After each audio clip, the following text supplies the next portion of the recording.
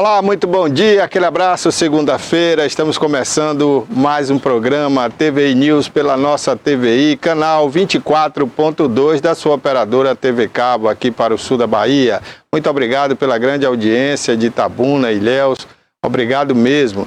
E eu quero agradecer também a você que está nos assistindo pelas redes sociais, ao vivo agora, pelo YouTube, na página TVI Oficial, também no Facebook, através da página TVI Play Live. E ainda temos o nosso aplicativo TVI Play Brasil, na loja dos Android. Você pode chegar lá e baixar o nosso aplicativo de forma gratuita, ou pela rede mundial de computadores, tviplay.com.br. Lá você vai encontrar também o maior portal de notícias do Norte e Nordeste do Brasil, que é o Jornal à Tarde, de forma gratuita para você. Você pode ler as principais notícias do Jornal à Tarde. Se quiser fazer assinatura, você faz. Se não, você continua lendo através do nosso portal de forma gratuita e atualizado minuto a minuto. Daqui a pouco, inclusive, a gente vai dar aqui os principais destaques de hoje do Jornal à Tarde. Nesse programa, vamos comentar aqui política com a presença do nosso ilustre Carlos Sodré, que está aqui com a gente. A gente vai bater um papo já aqui no programa. Vamos comentar também sobre nosso futebol. O Bahia empatou ontem com o Jacuipense a primeira da final do Campeonato Baiano. Daqui a pouquinho a gente vai falar mais sobre isso.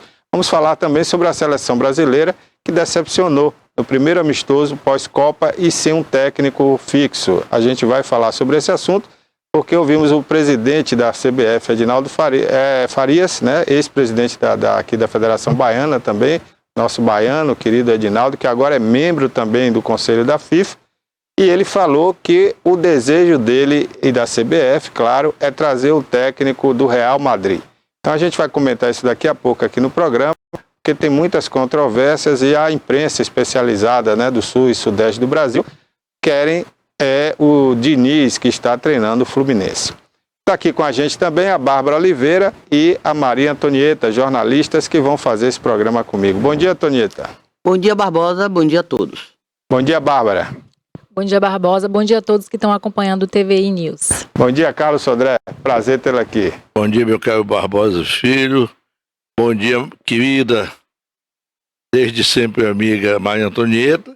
E quero saudar também a jovem Bárbara Oliveira, com quem estreio na companhia e muito isso me agrada. Bem, tem chovido bastante no sul da Bahia, né?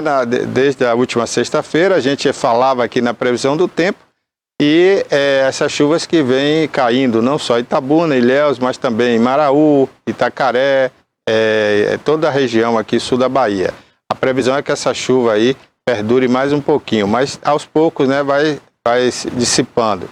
Está vindo uma frente fria aí do sudeste e deve empurrar essa chuva para mais adiante ou para o alto mar. A gente vai falar também de previsão do tempo.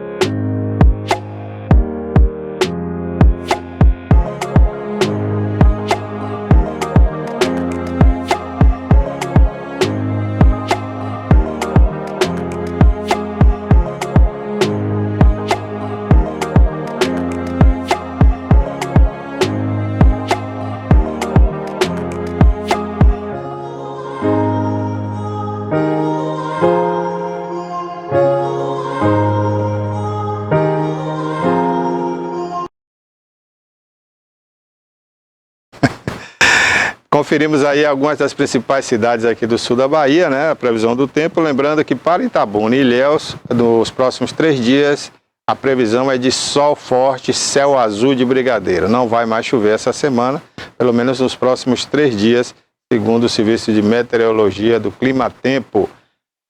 Bárbara. Barbosa, o Pimenta Blog divulgou que sobre as fortes chuvas no sul da Bahia, né? E o final de semana chuvoso acarretou muitos prejuízos nas cidades aqui do sul da Bahia. Em Itacaré, teve inundação de casas no bairro Passagem, alagamentos também no bairro São Miguel, né? Os moradores da localidade, eles tiveram que deixar o local às pressas e buscaram abrigo em casas de amigos e familiares, né? Vários veículos foram inundados e danificados também. Outra parte das pessoas desabrigadas dos bairros de Passagem e São Miguel foram levados pela Secretaria do Desenvolvimento Social para as escolas do município. Houve ainda o desabamento de uma casa e uma construção no bairro Santo Antônio, né, no bairro Novo, onde mais de 70% dos imóveis foram erguidos numa encosta, né? Em Ilhéus foram registrados também alagamentos em bairros como Teotônio Vilela, Nelson Costa e São Miguel.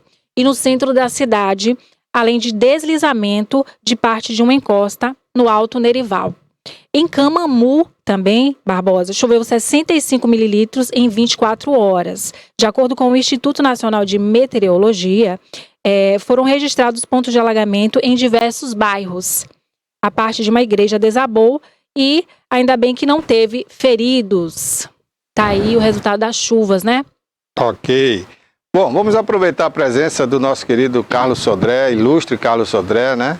Figura ilustre aí da cidade de Itapé, daqui da Bahia também. Sodré que é atual cônsul, né, da... Oi? Côte d'Ivoire, né? E aqui com a gente nos dando esse prazer, essa honra, para a gente comentar um pouco a questão política. Então a gente vai fazer breves e vários comentários aqui, né? Eu vou começar, Sodré, ouvindo sobre sucessão municipal em toda a Bahia, né? Nós tivemos em Salvador recentemente uma pesquisa que aponta aí a Semineto disparado, né? Segundo Bruno Reis, e em terceiro Lídice da Mata. Aqui em Itabuna, as pesquisas aí apontam Pancadinha, que é apoiado aí pelo Semineto, como líder nas pesquisas, seguido por Augusto Castro. Temos ainda aí a presença de outros candidatos aparecendo, né, dia a dia, e Itapé também está vivendo um clima lá, né, e eu queria aproveitar que você conhece mais que ninguém a cidade de Itapé, falar também sobre Itapé. Agora, qual é a sua opinião sobre essa aceleração das campanhas políticas, porque estamos aí há pouco mais de 1 ano e 6 meses ainda para as eleições, né, e os prefeitos atuais estão entrando no 3º ano de mandato. É hora realmente desse debate, dessa discussão, Sodré? Meu caro Barbosa, tem 2 palavras que eu risquei do meu dicionário da minha vida: azar e ansiedade. Eu acho que quando a ansiedade fica muito grande e as pessoas às vezes ficam incontidas, costumam precipitar as coisas e aí vão provocando situações. Eu vejo muita coisa artificializada. Jogo de cena, falta de verdade, coisas assim, às vezes inimagináveis. Tem gente que para subir de costas na parede vende até a alma da mãe, sexta-feira da paixão, meia-noite. Eu não sei como isso em política é interpretado no momento, mas sempre, desde que eu acompanho política, são muitas décadas, eu acho que é um processo de filtragem que vai naturalmente fazendo. Eu não acho ruim que tenha 200 nomes, 300 nomes, 10 nomes, 20 nomes. Eu acho que isso é importante. O próprio processo vai filtrando, né? E vai resumindo as coisas. Digamos, por exemplo, você falou em Salvador. Olha, Semineto acabou de sair de uma eleição. É uma eleição derrotada, onde ele teve 45% dos votos da capital, quando se esperava que tivesse 80%. E se tivesse 80%, também não ganharia a eleição de governador. Por quê? Porque o problema de Salvador é complicado. As pessoas pensam que aquilo lá é o centro do universo. E lá só tem 18% do eleitorado da Bahia. O restante está no 82% está no interior.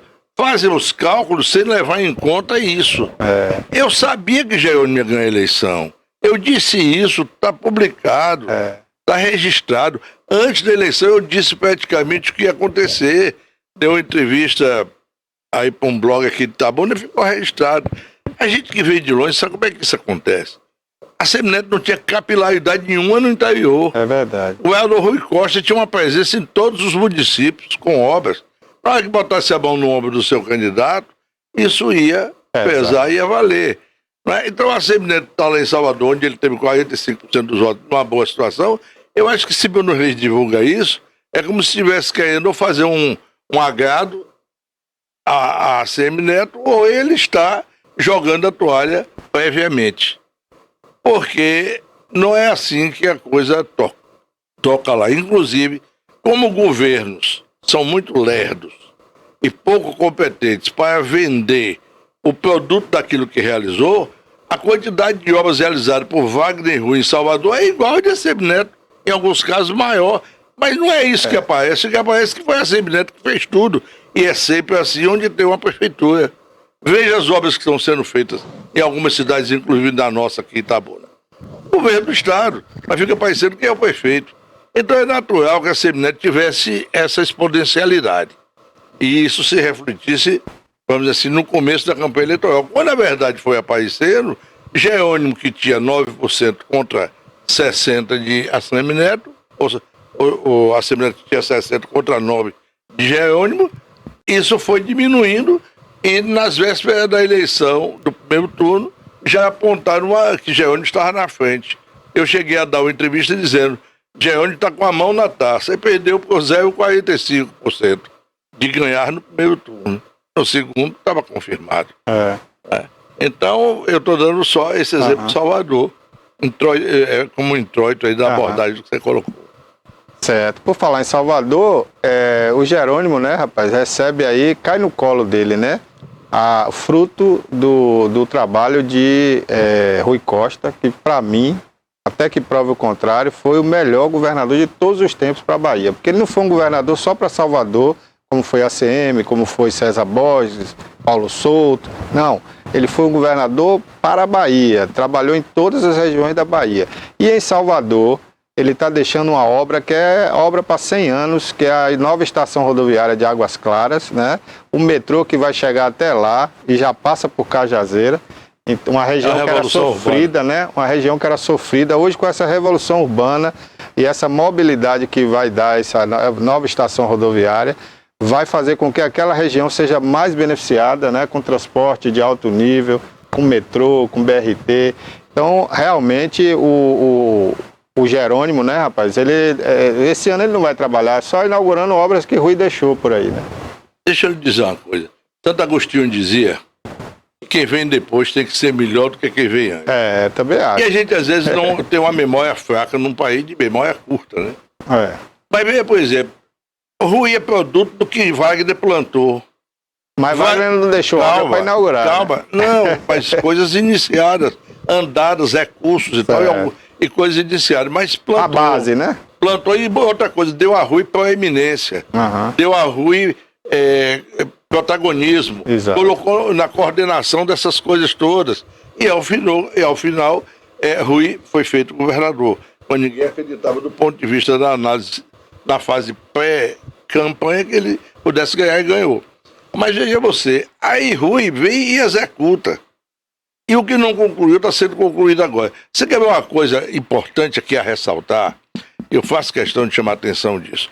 Há um programa que se dizia: a Bahia está em penúltimo lugar no Brasil na educação. Mentira de Semineto. Mentira. Foi desmentido. Porque quem mede a questão da educação é o IDEB. E a educação da Bahia não tem essas belas coisas todas, não, absolutamente. Mas não é. É o terceiro lugar no IDEB, que é órgão do governo federal, portanto, governo Bolsonaro. Pois bem, o que eu quero dizer com isso? É que na educação, o Jerônimo, secretário de Educação, fez uma coisa que você tinha que fazer para poder melhorar a educação. Era a base física. 600 escolas, que são o somatório de 260 novas, inclusive inaugurou aqui.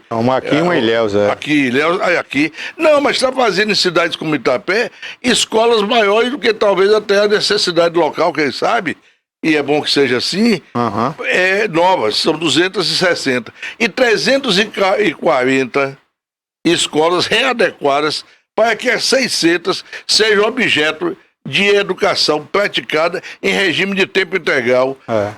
Só Brizola fez alguma coisa Nesse maior sentido, no Rio de Janeiro, que fez 1000 CIEPs. É. Então hoje é a escola que a gente precisa. Aquela onde a criança chega, tome café, assista a aula, almoce, depois do almoço vai fazer seus exercícios, etc., de estudo, seu reforço, sua banca escolar, depois vai praticar esporte, vai cortar o cabelo, vai no dentista, vai no médico, toma uma sopa e vai para casa. Está longe da droga, a família pode, o pai e a mãe trabalhar aí fora. É essa escola desejável, mas não é possível fazer sem essa base física, essa infraestrutura que foi feita. E a Adélia Melo, que Deus ajude que seja a próxima prefeita de Ilhéus, Deus ajude, porque tem qualificação e gabarito para isso, jovem, pessoa de valor, ela está implementando isso, e estão inaugurando. É bom que isso já esteja pronto para inaugurar, ou se completando para ser inaugurado, para até o ano que vem ter essa quantidade de escolas em regime de tempo integral. Que por onde a gente vai avançar? É pela educação. Pela educação. Os conflitos, a má compreensão, uma série de deformidades do comportamento das pessoas é por conta da educação. Uma vez eu disse ao professor Roberto Santos, ao governador Roberto Santos, com quem todo mundo sabe que eu interagia intensamente, ele saiu do governo, nunca deixei de mês nenhum na casa dele, salvo na pandemia, mas falávamos 3, 4 vezes, e ao final, quando faleceu por uma dessas coisas que acontecem ruins em um hospital, uma bactéria e tal, mas no sepultamento os amigos todos que estavam lá, desembargadores, deputados, me escolheram para ser orador em nome dos amigos. Eu coloco isso no meu currículo honrosa e orgulhosamente, porque fazer a saudação fúnebre de uma figura daquela. Um dia eu dizia, doutor Alberto, eu penso que escola não educa, quem educa é a família, a escola instrui, ele está perfeita a sua compreensão. E então às vezes a família humilde, pobre, etc e tal, educa melhor até do que famílias de gente abastada, que deixa os filhos virarem o que muitas vezes são na sociedade. Então a educação é o começo e é fundamental para tudo. Ok. Eu queria ter o telefone tocando aí, né? Vamos deixar no silencioso. Eu queria só pedir aqui mais uma vez a gente fazer um comentário aqui, né? Sobre essa questão ainda ligada às eleições. Como eu disse, porque no interior também a coisa está muito acelerada e aqui em Itabuna não é diferente, né? Aqui também o processo está bem adiantado.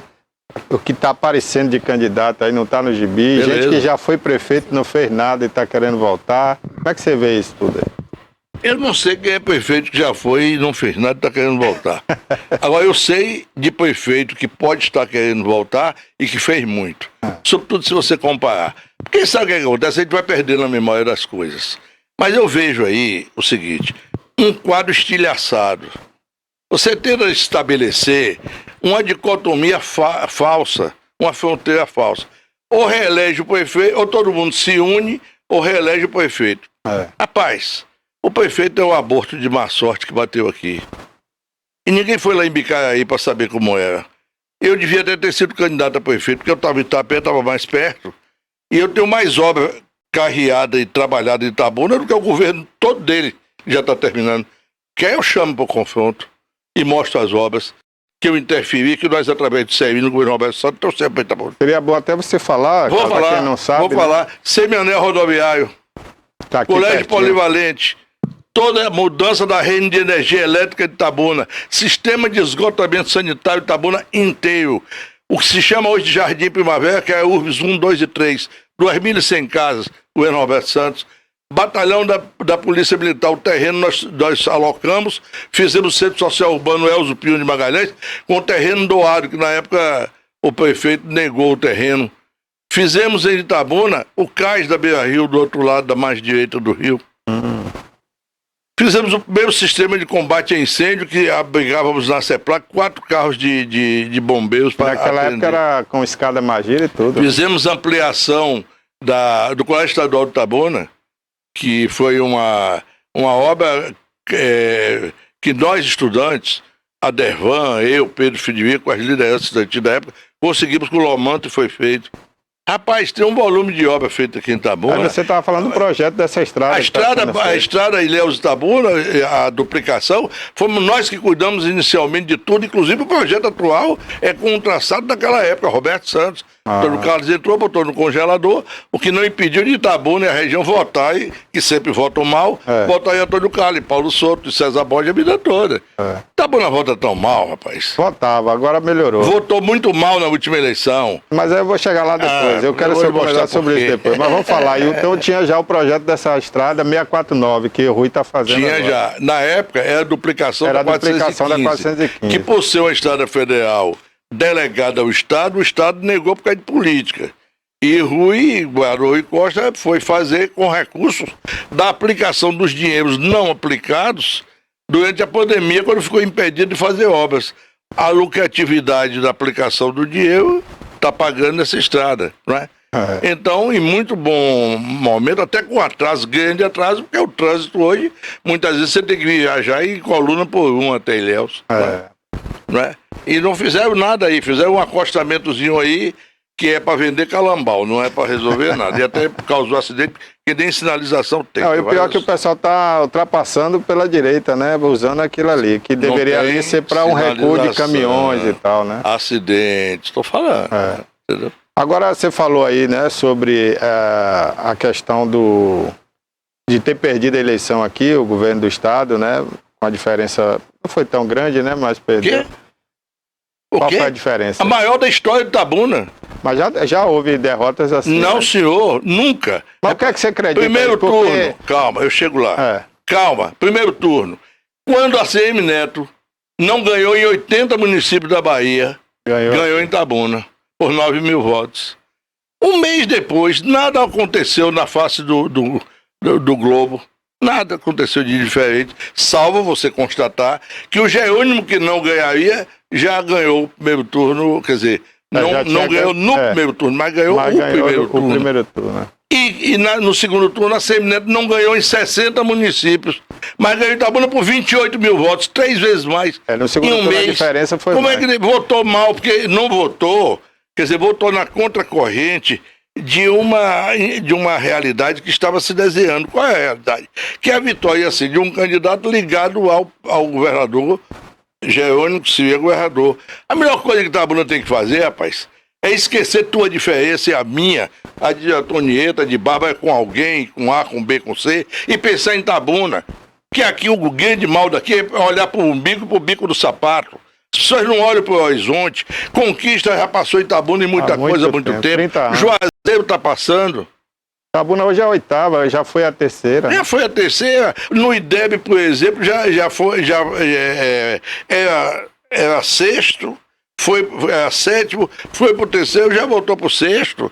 Tá caindo e fica enganando. Agora veja bem. Agora você pergunta por que Agora veja bem, na época que o saudoso Fernando Gomes era prefeito, com toda a crítica dos militantes do PT local, Fernando assumiu o PT, botou a estrela no peito, tomou um aval, inclusive, dos e naquela oportunidade deu a vitória a Rui aqui, na eleição, no segundo turno. E foi uma vitória esmagadora, inclusive contribuindo muito até para a eleição de presidente, né, na questão aqui de Itabuna, que Bolsonaro não ganhou aqui. E Fernando, que era mal visto nesse sentido, que é uma pessoa que não transfere voto e uma série de detalhes. Agora, por que Augusto Castro, que estava com as máquinas de asfalto na mão, asfaltando as avenidas, né? O governador estava aqui toda semana, praticamente, com várias obras em andamento. Por que você acha que aconteceu isso? Você foi... Pela primeira vez eu encontro alguém que vai no ponto certo da coisa. Porque o prefeito se escondeu no primeiro turno, com medo de a Semineto ganhar a eleição, que é o que se presumia, para ficar bem com a Semineto. No segundo fez um faz de conta, negou até apoio para os movimentos de campanha. Itabuna, quando deu 28 mil votos a favor de Semineto, não foi nem a favor de Semineto, não foi nem contra Geraldo, foi contra o prefeito, que tem hoje mais de 70% de rejeição. É verdade. E outra coisa, como é que tem mais de 70% de rejeição? Pode alguém estar com medo que ele seja reeleito? Porque em 270 dias, meu amigo, para virar esse jogo, É difícil. não é o problema de unir todo mundo, não, porque às vezes aí tem o nada e o quase nada para unir também. É que a gente tem que agora tentar ver o que é que interessa para Itabuna. A Maria Antonieta é uma pessoa horrorosa. Não é não, viu, Maria? Eu sei. Não é. Você sabe que não é. Eu não quero saber se Maria Antonieta é horrorosa, eu quero saber que se ela para Itabuna vai ser boa. Porque Fernando, com quem tivemos momentos de coincidência política, chegamos a votar juntos em alguns momentos, era adversário político, combati, mas tinha uma relação pessoal e respeitosíssima entre eu e ele. E eu vou lhe dizer, gosto da pessoa dele. E eu não falaria mal dele, depois, sobretudo, dele falecido. Como eu não deixo ninguém falar de Antônio Carlos Magalhães, que morreu meu inimigo, e eu dele, mas eu não deixo falar porque já morreu, não está aqui para se defender. É covardia, na minha formação moral. Agora, uma coisa é verdade. Não posso deixar de levar em conta. O grande problema nosso é que na hora de votar, a gente fica muito ligado, amarrado, escravizado, outras vezes inebriado, afeiçoado a pessoas que aparentemente são muito boas para as coisas, mas não são para outras. Eu vou falar de uma coisa aqui que pode ser até que incomode, mas eu vou dizer aqui. Há um certo médico aí que apareceu para ser político em Itabuna. Não vou citar o nome, todo mundo vai saber quem é. Aí, mas tem dois, né? Mas um é mais... É o que apanha mais. Ganhou mais nome. É o que apanha mais. Ah, é?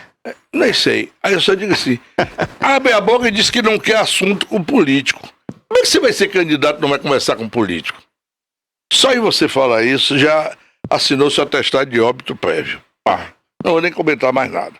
Bom, tem um outro médico aí que ainda é incipiente. É novo. Mas não é porque é novo, é incipiente, no sentido de ainda estar começando, tem que dizer para onde vai. Eu continuo pensando com Sêneca, que dizia que se o viajante não sabe a que porto se destina, nenhum vento lhe será favorável. Tem que saber qual é o porto para onde quer ir. A gente não sabe. Depois, que é outro nome que tem? O deputado eleito, bem votado em Itabuna. Eu não conheço ele, não tive ainda esse prazer, eu não tive. Ouço dele coisas maravilhosas, que é uma figura alegre, que o povo gosta e tal. É um garotão, e eu acho que merece aplauso, etc e tal. Agora, Itabuna tem a mania de fazer umas coisas desse tipo. Por exemplo, bota ele para ser deputado estadual. Pode ser o melhor deputado da história da Bahia. Mas não parece ter a bagagem, os ingredientes para isso. Muito bem. Até porque lá dentro só tem quase que cobra criada dentro da Assembleia. Você sabe disso. Muito bem.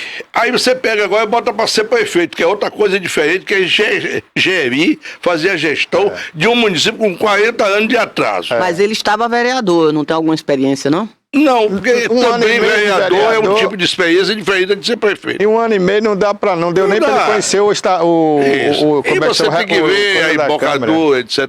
Agora, o problema não é esse. E ele pode amanhã ser uma grande surpresa como prefeito. Pode até ser. Não afaste essa possibilidade. Não tenho preconceito nenhum. Agora, eu tenho um exemplo. De como Itabuna erra nessas coisas. Você quer ver um negócio? Doutor Galvão Filho, Manuel dos Passos Galvão Filho. Médico. Um grande médico da história de Itabuna, até hoje lembrado, reconhecido, aplaudido, etc e tal. Verdade? É verdade. Tiraram ele e botaram para deputado estadual. Atrapalhou a eleição de pessoas como eu, que éramos do ramo. Tudo bem, até aí não tem problema. Foi para lá, foi um deputado apagadérrimo 4 anos. E não se reelegeu.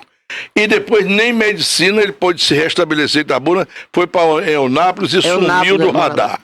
Agora você veja o prejuízo que a medicina de Itabuna teve, que a medicina nossa, de um modo geral, teve, de perder um grande médico, e não ganhamos um bom representante. Porque Itabuna confunde as coisas. Como é que ela vota mal na eleição de governador a semana passada? Quer dizer, no ano passado. Agora pega e vai tirar uma pessoa de um lugar para outro, sem primeiro indagar, sem questionar essas razões, essas habilitações, né? E essas habilidades para poder ser o prefeito. Mas eu diria, viu, Sandré, me perdoe até, como você é advogado, data venha, né? Que esse termo é muito usado. O que acontece? Os candidatos ou pré-candidatos, eles não sabem utilizar os espaços que têm para discussões, É possível. para apresentar projetos, ideias, né? Cadê? Quem é que apresentou algum projeto para Itabuna até agora? Ninguém. Também não tem candidato até agora, né? Você sabe que tem Não, pretextos candidatos. tem um monte aí. Partido nenhum até É, agora. mas tem um monte pré-candidato. aí dizendo que Partido vai ser até agora candidato. fez nenhuma pré-convenção. Pois é, mas nenhum deles tem. Eu sei porque a gente, na hora de começar o programa eleitoral gratuito do rádio e da televisão, a gente vê aí vários pretensos candidatos sem ter nenhum plano de governo. Então eles não têm projeto para Itabuna, ninguém tem. A verdade é essa, tem que ser dito. Uma prova disso foi o atual prefeito aí que foi eleito sem um projeto para Itabuna, que prometia apenas ônibus com ar-condicionado e Wi-Fi, e a população carente de ônibus naquela oportunidade, né? E ele não deu, nem entregou o Wi-Fi, nem entregou o ar-condicionado e muito menos o ônibus. Trouxe uma empresa aí do genro do senador, sobrinho, que está caindo os pedaços aí na cidade. Então isso foi um dos motivos do maior desgaste dele, desse 70% que você falou aí, de rejeição em Itabuna. Então, o que falta, na minha opinião, é isso. É uma pessoa que chegue aqui e apresente projetos, discuta com a comunidade. A gente abre o espaço da TVI aqui, 4 anos para esse pessoal. Eles não têm projeto, eles não têm nada para... Candidato de boca de eleição, né? Pois é o cara Não, eu que acho que você está aparece. certo. Agora, eu acho também, e aí, Maria Antonieta, você vai me compreender até mais do que Barbosa, porque Barbosa, você é uma menina que pinta o cabelo de branco para enganar a gente, né? Mas você, teoricamente, na imprensa, você tem um pouco mais de estrada do que Barbosinha. Eu tenho muito mais do que você, tenho o dobro, o triplo na imprensa, porque, né, então, eu sou muito menos jovem do que você. Mas Maria Antonieta sabe que às vezes também a imprensa deu oportunidade positivamente, deu demasiadamente e deu também de forma muito parcimoniosa quando encurtou, digamos assim, o espaço ou não formatou para poder extrair isso que você quer extrair. Eu acho, Barbosa, que deve ser. E é o que a gente mais deve ter isenção. E aí a imprensa tem que ter um pouco isso. Por Itabuna. Não adianta a minha preferência positiva ou negativa de relação a alguém. A gente, enquanto jornalista, vai ter que ajudar a esclarecer o povo. A gente é o que menos importa. Porque você pode estar aqui, se convencer do que eu digo, pode, inclusive, me tratar da forma tão elegante, respeitosa, generosa que você me trata, e intimamente você dizer, bem, eu não concordo com o que ele diz. E não tem nada demais. Agora, na hora que você está fazendo a comunicação coletiva, pública, naturalmente isso é importante. Eu acho que a imprensa pode ajudar muito, porque bota eles no redil que devem ficar, no canal, de poder dar à opinião pública as informações básicas para decidir democraticamente. Exatamente. Por exemplo, eu gostaria de hoje, já que já estão falando em política, né? Eu gostaria da gente estar discutindo aqui projeto. Poxa, quem é que tem o melhor projeto? Ó, fulano de tal aqui trouxe um projeto bacana que vai melhorar a mobilidade urbana de Itabuna, vai construir 2 viadutos, se for eleito, isso e aquilo.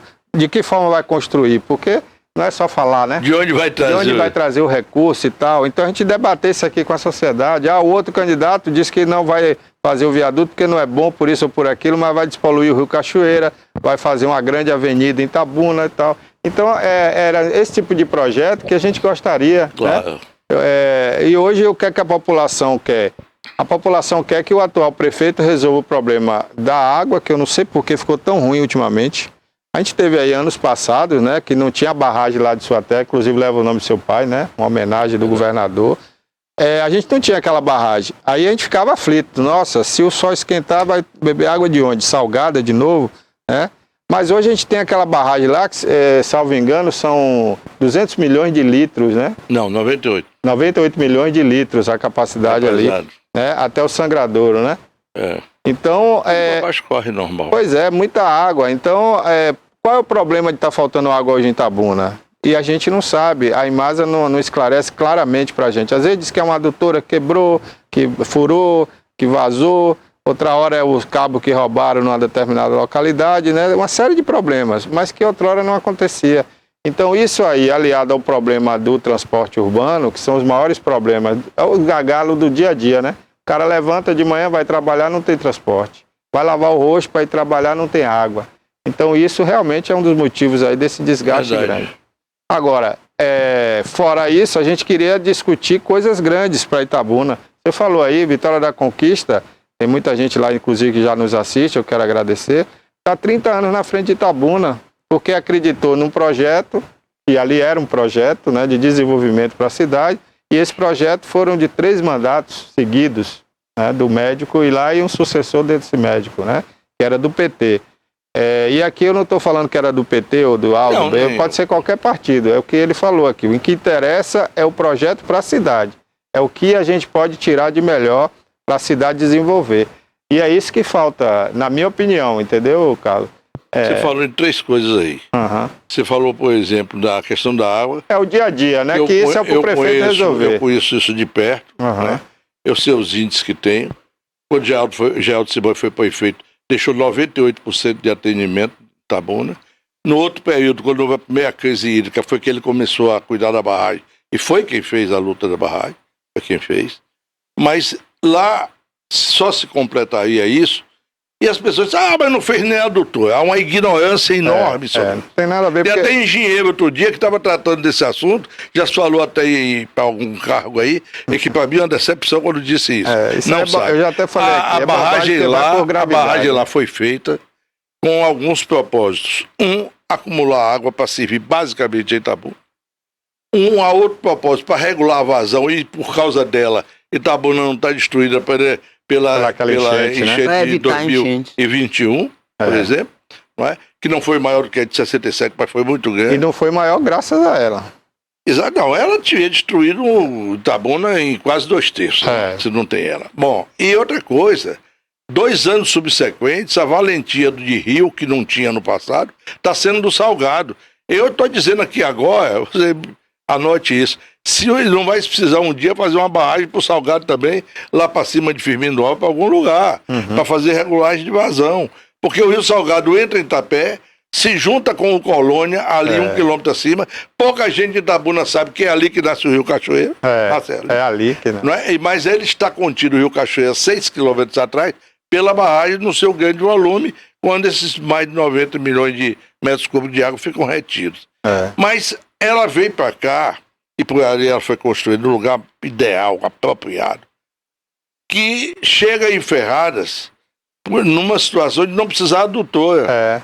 E aí eu vou ser obrigado a dizer que Geraldo Simões, deputado federal, botou 23 ou 22 milhões no orçamento, e esses recursos foram para a Imasa, que não fez a estação de captação e a estação de tratamento para servir Itabuna. Aí você explica a crise de água de hoje em dia. Essas coisas eu conheço, sou obrigado a conhecer, né? Porque... Outra coisa, eu quero fazer justiça. O nome da barragem não foi dado pelo governador, não. Foi dado pela Câmara de Vereadores de Itapé, que indicou, de todos os lados, foi por unanimidade, e o prefeito pediu para retirar o projeto para ele assinar também, e foi pela Assembleia Legislativa. Foi o projeto do deputado Marcelo Nilo, que também era o presidente da época da coisa. Então, esclarecer, para fazer justiça. Mas, voltando aí à questão de conquista. Eu sempre me dei bem com a imprensa de Conquista. Sempre me dei bem. Andei por lá e tal. E lá tinha uma divisão política muito importante, né? 2 grupos e tal. Foi uma turma para a prefeitura, fez um projeto, como disse você, e fez. Depois, quando as críticas tiveram que ser feitas, Erzem Guzmão se salientou muito. Cansei de ir ao programa dele. Erzem recebia gente que era contra o governo e a favor. E fazia esse debate com muito cavalheirismo, etc. Tal. Se elegeu, foi feito e começou a fazer um trabalho. Quem é a retaguarda de Erzem? Que também faleceu, depois de Erzem, agora o ano passado. O Birajara Brito, que foi um grande arquiteto urbanista da equipe de Niemeyer, foi ministro da Educação, ministro de Ciência e Tecnologia, foi ministro de Desenvolvimento Social e foi presidente do CNPq, meu amigo pessoal, e ele fazia. Quanto à questão de partido que você tocou aí, gente, tem gente boa no PT, tem gente boa no DEM, no União Brasil, no Podemos, tem gente ruim em todos eles. Quadro partidário no Brasil Desculpa, mas o quadro partidário do Brasil está esgarçado, precisando ser recomposto. O único partido que criou organicidade ao longo do tempo e também criou pecados do caminho, e quem está falando é que não tem partido nenhum. Foi o PT, fez em 20 anos, fez um partido nas oficinas, nas comunidades eclesiais de base, nas escolas, em todo lugar. Muito bem. Cometeu pecados que quando se vai ao poder comete também, cometeu. Corrige. Purgou. Tá, tudo bem. Tá aí um presidente do PT. Precisa todo mundo torcer para dar certo. Sabe por quê? Porque no mesmo barco que tá Lula, tá Maria Antonieta, tá Bárbara, tá você, tô eu. Se esse barco afundar, a gente afunda também. Afunda e quando você tem um quadro esgarçado desse tipo, não interessa de onde, que partido o sujeito é. Se Barbosa é um quadro qualificado, competente para dirigir Itabuna e ter um bom projeto, e esse projeto é aprovado pela população na urna, democraticamente, Barbosa não interessa, ele pode ser do partido do inferno. O que importa é o que dele vai sair, e vamos todos dar as mãos. Mas a mentalidade é quando termina a eleição, o cara quer fazer terceiro turno. Olha, eu vou contar uma coisinha rápida aqui para você. Primeiras eleições para prefeito de Itapé em 1962. 4 candidatos. Meu pai perdeu a eleição, ficou em segundo lugar por 8 votos. Eu tinha 14 anos, meu pai não veio ao fórum, eu também não vim, disseram, senhor Horácio, vá lá, peça a recontagem, porque tiraram o voto do senhor perdeu na mão de gato lá da contagem. Meu pai disse, não vou não. Se eu tivesse tido uma votação folgada, eu não estava precisando estar pedindo recontagem, não. Aí disseram, olha, o novo prefeito já chegou. Ele me pegou pela mão, fomos lá, cumprimentou, desejou boa sorte, fomos para casa. Quando chegamos em casa, tinha umas 70 pessoas, mulheres lá chorando, amigas. Né? Meu pai disse, olha, cavalo quando perde a corrida, para poder ganhar, tem que voltar ao ponto de partida. Já sou candidato para a próxima prefeito. E foi candidato e tinha perdido por ele, ganhou por 800. É isso, gente. Fica esse chove não molha, inventando coisa. Esse ex-ministro da Justiça que devia se respeitar, que hoje é senador, eu estou lhe dizendo porque o sujeito que pega a toga e vende por um cargo de ministro do Supremo, não sei o quê, não merece meu respeito. Eu sou, sabe o quê? Por Sobral Pinto e outros homens que até recusaram-se, como recusou a Juscelino, de ser ministro, por razões, digamos assim, altamente dignas, e não de quem faz negociata desse tipo. Para mim, não corre. Quer fazer uma pergunta, né? Não, eu quero voltar à situação de educação. Então, o investimento agora está sendo feito muito em educação, apesar do pouco tempo que ele está aí. É como você disse, ele está pegando as obras inacabadas que deixou para ele inaugurar. Muito bom. Agora, isso não é para tapar a boca das pessoas que falam que, como você disse, que estava mentindo, que esses índices não correspondem à verdade, que Neto falou, que os índices baixos em educação na Bahia. Então ele está criando isso, investindo muito em educação, justamente, que é para compensar as críticas. Eu acho, sabe, ele está dando continuidade a um programa extremamente denso, que não apareceu como resultados antes da eleição, porque essas obras não estavam prontas. Então é natural que seja isso. Mas está cuidando também de outros setores. Agora, eu vejo, por exemplo, viu, Barbosa, lá em Itapé está sendo feito um colégio extraordinário. O último grande colégio lá que tinha conseguido foi eu, que é o Centro Educacional, feito quando eu fundei um ginásio para Itapé. Eu fundei e fui ensinar também. Não é? E aí depois disso ninguém construiu mais nada. Lá nós construímos 4 prédios escolares na cidade, mas esse grande. E aí não tem. Itapé, aliás, viu, Barbosa, se você me permitir abrir um parênteses para dizer uma coisa assim, umas coisas equivocadas. Construir esse colégio onde tinha um estádio, não está errado. O estádio você pode botar na roça mais longe que tiver, contanto que o povo vai a pé. Né? Não, o povo vai a pé porque pro futebol vai. Quer que tirar um estádio aqui. Mas aí botar o estádio do lado esquerdo da pista, de quem sai de Itapé. Olha, o grande volume de gente que vai frequentar é o povo de Itapé. Vai ter que fazer manobra em cima da pista perigo, e não sei o quê. Perigo. Muito bem. Do lado direito tem um charco. Transforme num lago, é fácil. Drena e transforma e faz, mas não tem ideia. Eu não estou dizendo que eu não falei isso, não. Falei. Eu dei meus projetos de quando eu fui candidato, todos prontos ao prefeito de presente. Assine como os seus, que eu não vou nunca negar. Itapé, meu pai lutou para fazer uma ponte quando tinha produção de cacau, quando tinha agricultura do outro lado do rio. morava muita gente. Hoje a zona rural de Itapé tem 800 pessoas toda. Está o esvaziamento rural. Caiu muito, né? Muito bem. E a população caiu. Tinha 19 mil habitantes, tempo que meu pai era prefeito, não tinha recurso, tinha 149 funcionários de tudo, pagava em dia. Hoje tem 800, porque se dá emprego, não se procura gerar renda, acho que tem 800, já, porque tinha não sei quanto, baixou para 600, eu soube ter 800, não posso apoiar para confirmar. E, sinceramente, tudo é o Estado que está fazendo. Está fazendo no colégio, está fazendo no estádio para poder repor, e etc e tal. E aí, a história, está fazendo uma ponte. Eu disse, como é ponte? Ponte? Meu pai que ia fazer a ponte, foi a Andreasa, não sei quem. Não pode porque não tem produção econômica do outro lado para justificar o investimento. Tá bom. Meu pai fez uma ponte de 1,5 metro de altura, com passagem de água, que durante do ano de 365 dias, 360 você passa com trator, animais, gente, papagaio, periquito, cachorro, tudo.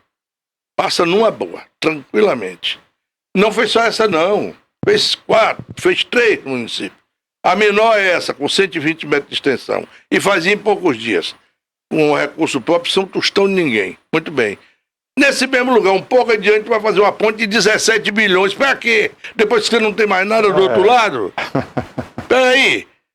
Agora, por que não bota o dinheiro para fazer o cais de proteção das margens do rio? Cais onde deixa construir, que é proibido por lei construir.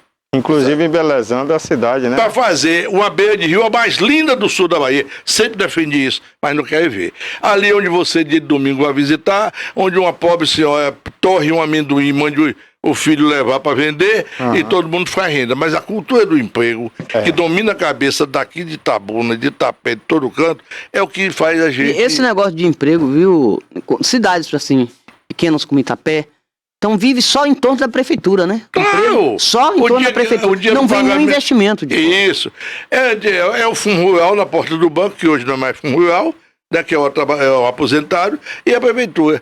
Gente, é preciso criar alternativas. Você quer ver um negócio? Esse lugar por onde esse lugar da ponte, do outro lado, se eu fosse prefeito, eu teria desapropriado, transformado numa grande fazenda. O Euclides Neto fez isso há muitos anos em Piauí. Todo mundo sabe disso. Para produzir hortifruti granjeiros, para vender na feira de Itabuna e de Ilhéus, e Itabuna e Ilhéus não continuar aí, sob a humilhação de receber dezenas de caminhões até vindos de São Paulo, de Curitiba, de tudo quanto é lugar. A Bahia a Bahia importa até hoje até farinha de Santa Catarina. Vocês a gente tem uma farinha boa em Guararema. Guararema, em Nazaré, em todo lugar. Santo Então, Antônio. gente, tem tanta coisa que não obedece ao senso lógico. Não é o planejamento sofisticado, não. É um senso lógico. Agora, eu chego na minha idade. Tenho o direito de me recolher, não sou um velho, decrépito, mas tenho o direito de me recolher, estou escrevendo um livrinho ou outro aí e tal, para deixar alguma coisa, e não quero mais me meter e não sou candidato a nada. Agora, não vou aquietar minha língua quando tiver que dizer as coisas, até porque depois dos 70, você fica inimputável, pode dizer o que você quiser, né? E eu digo, por exemplo, Itabuna, meu amigo, tá ruim demais. Eu passei o dia ontem em Itabuna e fui dar uma circulada. Rapaz, quando eu passei pela Avenida do Cinquentenário, estava vazia, obviamente, era domingo. Rapaz, o frontispício das casas, a fachada, de limo de cima até embaixo, uma quantidade de fios, um emaranhado de fios, um negócio, mas aquilo ali é o anticartão postal da cidade. É o contrário, Bárbara, do que já foi. É verdade. Então, gente, paciência. Calistinho dizia uma coisa, nosso saudoso Calixto Mira, meu caro, querido amigo fraterno, dizia assim: Itabuna precisa de obras estruturantes e de um banho de loja. Né? Quer dizer, precisa ter um trato, não tem isso. Falta um cuidado. Não tem estética. Quando destampar essa panela aí, vocês vão ver o que é que vai acontecer. Até porque a gente conhece as pessoas. Você nunca viu Jacarepaí Garça, você nunca viu ninguém se transformar no meio da vida. Poucos são o apóstolo Paulo que se converteu no meio do caminho. Não é? É verdade. E que eu sigo hoje, até quando ele diz que esperar contra toda a esperança. Eu continuo esperando para ver se vem dias melhores. É verdade, nós também. Agora, dá uma pincelada rápida aí na política nacional. Você não acha que o presidente Lula, né, depois de toda a bagagem que ele teve, de tudo que ele fez pelo Brasil, ele voltou muito vingativo, muito rancoroso, a ponto de querer a morte do senador, ex-ministro, ex-juiz? Claro, no entendimento dele, né, cada um também, se passasse pelo que Lula passou, talvez pensasse da mesma forma, mas a gente não esperava isso do Lula.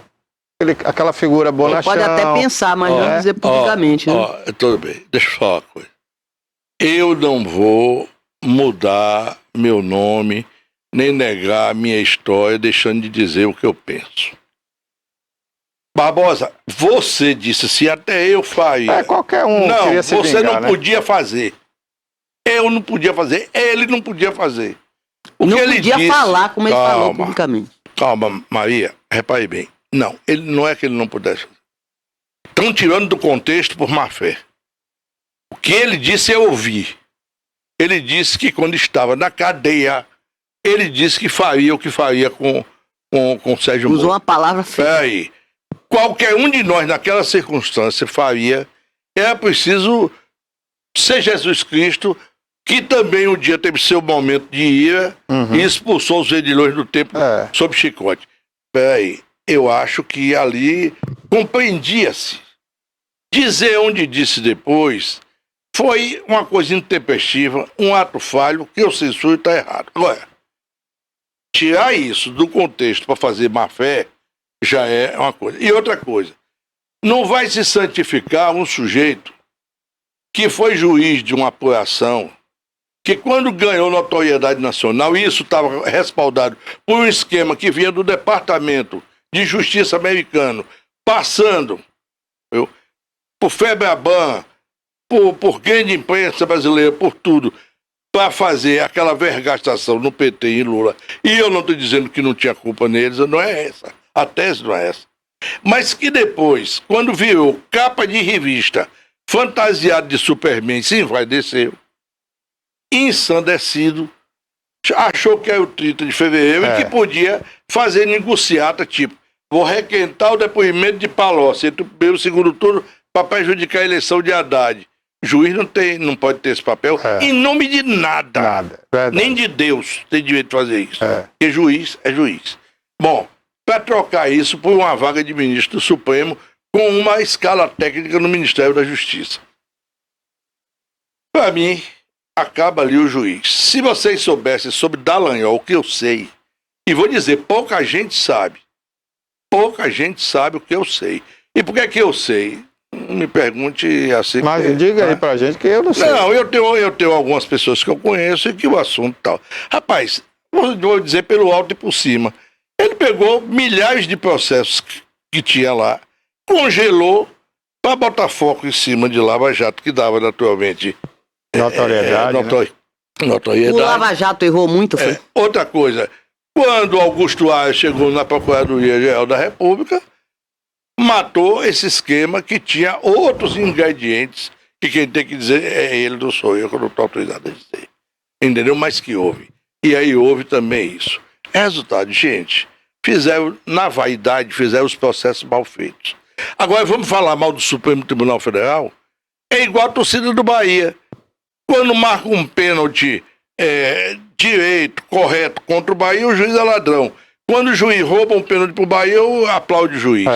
Então, peraí, o Supremo Tribunal não tem culpa. O Supremo não é obrigado a jogar pra galera, pra torcida. Ele é obrigado a jogar no processo. Os processos estavam mal feitos. Mas por que não jogaram antes? O meu problema não é contra o Supremo. Por exemplo, eu disse aqui, Carlos, me permita te interromper. Eu disse aqui, eu comentava no programa, tinha aqui a Alô Cidade, na época com Ronald e Rui, né? Rui Correia. Que, na minha opinião, Lula não poderia ter sido preso, ou não poderia ser preso, porque ele não tinha sido preso ainda. Por quê? Porque as provas, eu não sou advogado, mas aquelas provas não tinham consistência. Não tinham. Por exemplo, eu dou esse exemplo todo dia aqui. Eu não sou petista, não tenho partido nenhum, mas a gente quer a justiça, a coisa certa, né? É isso que ele foi respeitado. Se você chegar aqui e disser, esse celular que Barbosa está usando é meu, um exemplo, né? Pronto. Então é seu, cadê a nota fiscal? Como é que você prova? A Bárbara disse, não me importa se Bárbara disse, eu quero o documento. Porque a justiça brasileira, pelo menos eu, que sempre uso a justiça, procuro a justiça, toda vez que eu vou dar queixa de alguma coisa, o advogado fala, ó, eu quero as provas no papel, porque a justiça não aceita conversa, ela quer prova. E como é que Lula foi preso sem ter uma prova documental que ele era dono do sítio de Pior, Atibaia? Barbosa, pior. A questão do triplex, por exemplo, que aqui para nós, quem conhece o assunto de Constituição diz que é uma porcaria. Mas não é isso, não. Fosse... Podia ser uma favela. Um casebre, não interessa. O problema é o princípio. É o princípio, Muito bem, mas não é isso. É que quando você vai nos documentos todos, aquilo está no nome de uma construtora, e não é porque está no nome da construtora, é porque estava como garantia, de empréstimos em bancos, hipotecados a bancos por garantia celular. E como é que... Ainda que fosse na prática, mas a prova não dizia. Mas não tem prova, o contrário. é isso, foi isso que eu disse aqui. Eu não vou discutir esse assunto. Agora, o que eu queria... Numa terra dessa, de gente apaixonada e que não quer ter um momento de racionalidade para discutir. E com você eu discuto, se eu estiver só discutindo com as pessoas. É porque o nosso interesse é esclarecer, né? Claro. Agora aí eu digo, eu sou contra o Supremo, você falou do Supremo... É só observar. Eu vou falar do Supremo, é o seguinte, você critica uma coisa... que é a temporalidade. Exatamente. Mas eu critico o seguinte, a justiça, por questões até estruturais eu reconheço, porque quem advoga conhece também como é que funciona. A liturgia processual faz com que a conversa seja muito incumpridada para as provas serem irretorquíveis. E isso perde um tempo tal que a justiça não tem capacidade de dar a celeridade desejável. Então a temporalidade que você argue tem princípio. Acho que até o Supremo em algum momento. Agora também tem uma coisa. Isso tem um cronograma que vai acontecendo. No dia que eles examinaram, votaram. Agora, eu vejo aqui uma outra coisa, por exemplo. Gente, quem fez Lula chegar vivo e eleito em 2022 foram seus inimigos, foram os seus desafetos, foram os eleitores contrários. O que tem de amigo meu, que todo dia me mandava uma coisinha pelo zap, falando mal de Lula, de que vocês vão eleger Lula. Meu pai não tinha o terceiro ano primário, dizia assim, meu filho, quando a gente quer acabar com o adversário, a gente esquece ele. Não, agora já estão do mesmo jeito, vão eleger ele, que eu estou dizendo aqui hoje. Porque os petistas só falam de Bolsonaro. Que já está hoje murchando no noticiário. Se ele não tivesse surrupiado aquelas joias ali, entendeu? Pegaram ele. Entendeu? O nego vai esquecendo, porque a tendência do mundo, pela memória curta, sobre tudo que brasileiro tem, é ir se preocupando com o fato novo, né? Pois é, eu só queria esclarecer isso, né? Porque eu acho que o Supremo Tribunal Federal, ele foi oportunista. Ele esperou aquele momento, ao apagar das luzes, no desgaste da questão do Covid e outras coisas. Não, agora vamos fazer isso. Mas ele devia ter feito antes, porque os advogados de Lula pediram várias vezes que o Supremo revisse aquela situação, aquela decisão, o Fórum de Curitiba, que não era adequado. Mas pediram em sede de habeas corpus, onde o habeas corpus em si não servia para fazer o reexame do mérito da matéria. E eu digo aqui para você, e eu estou falando tecnicamente um pouco, né? Você conhece mais do que eu, que é advogado. Mas é meu dever dizer o que eu estou dizendo. Agora, até por honestidade profissional e intelectual. Mas para dizer a você uma coisa, sabe, Barbosa? Por exemplo, rapaz, aquilo que Sérgio Moro fez com Lula e com Dilma, naquela questão da conversa de Dilma com Lula, aquilo ali, meu amigo, se fosse Bolsonaro eu tinha a mesma opinião. Por quê? Porque na hora que entra o assunto, que tem um presidente da República, no caso era Dilma, esse assunto tinha que ir pro Supremo, não era da competência dele. Ele divulgou a gravação, né? Ele vazou o áudio. Você quer ver uma coisa? Tem uma jornalista importante do Brasil que já mandou 5 emissários a uma das mais altas figuras da República, que por acaso é meu amigo, e que ele me disse, já mandou os filhos, não sei o que e tal, para eu vazar informações do que eu tomo conta. Como eu não atendi, ela bate em mim todo dia. E na esteira dela, um outro jornalista. Aqui no Brasil, infelizmente, esse é a mensagem. Bárbara, Eu não vou falar com eles dois, não, que eles sabem mais do que isso. Falar a você que está começando, investigue. Vá fundo nas coisas. Para quando você abrir a boca, você encher a boca e dizer, é isso aí, e garante para você ter a prova, ter o acesso à indicação. Porque tem muita leviandade nesse negócio todo, você está entendendo? E muitas reputações são jogadas no lixo de forma absolutamente gratuita. Você quer ver uma coisa? O Abiac, que é ministro da Justiça, alguém se lembra? Lembro. Mas, através da Polícia Federal, prendeu umas pedras preciosas, né, num desembarque, né, numa importação clandestina. A platinada destruiu o cara. Eu lembro disso. E ele estava agindo de forma correta. Nunca mais se levantou. Nunca mais se levantou.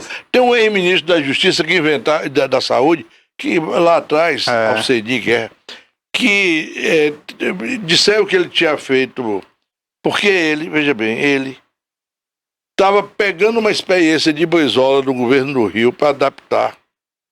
Foi a recomendação de Fernando Collor até na época. A mesma emissora botou o cara e inventaram o negócio da compra de umas coisas escolar aí. Mochilas. Tirar o homem de tempo, acabar o homem. Gente, a gente não pode permitir isso, não. Eu, por exemplo, se alguém for ingrato a mim porque eu ajudei e não fez nada por ele, o que é que eu vou fazer? Mandei ele pra barriga da mãe de volta e voltar com outro coração? Não vou. Não é? Eu vou. Agora, me dói a injustiça. E a injustiça é algo que dói a todos nós. E por sinal, o pessoal lá não aprende, né? Porque recentemente um jornalista que acabou com a vida de uns empresários de uma escola em São Paulo, inclusive um já até faleceu, culpa desse assunto, né? Que ele colocou essas pessoas como pedófilos, né? E outras coisas mais que fizeram com as crianças, que na verdade ninguém fez nada. E 20 anos depois ele veio a público pedir perdão, depois que o cara morreu, e ele ainda está ganhando dinheiro com isso, né? Ele ainda está ganhando dinheiro com isso porque está lançando um livro. É uma hipocrisia pedir perdão lançando um livro para ganhar mais dinheiro em cima da tragédia. É muito sério isso, porque a apuração é extremamente importante, porque nós somos formadores de opinião. Mas todos eles sabem disso. Assim, você acha que ele não sabe? Eles são professores de jornalismo em São Paulo. Agora, deixa eu te falar. Isso é má fé e achar que está acima do bem e do mal. Achar que eles mandam. É impune, né? É impune. Destrói de uma forma que a pessoa não consegue se recuperar nunca. Pois é, rapaz. O que é dito aqui não tem como voltar atrás. E isso se projeta sobre a família. E de forma que se projeta sobre a vida do neto, do bisneto. Exatamente. Porque todo mundo gosta de ter orgulho de referenciar seu avô, seu pai, que teoricamente são os exemplos, né, que você deixa e tal. Mas é muito doloroso isso, e essa sensação de impunidade. Eu acho até que nesse quesito aí, o Brasil até já avançou um pouco. No dia de dizer, Paulo Maluf ir pra cadeia e ficar tanto tempo, por exemplo, que é uma figura, né, de poder enorme, etc e tal, confrontou a nova república, né, no seu nascedor e tal. Mas é assim que é e é lamentável. É lamentável. Agora, o erro maior está na confecção da lei, né?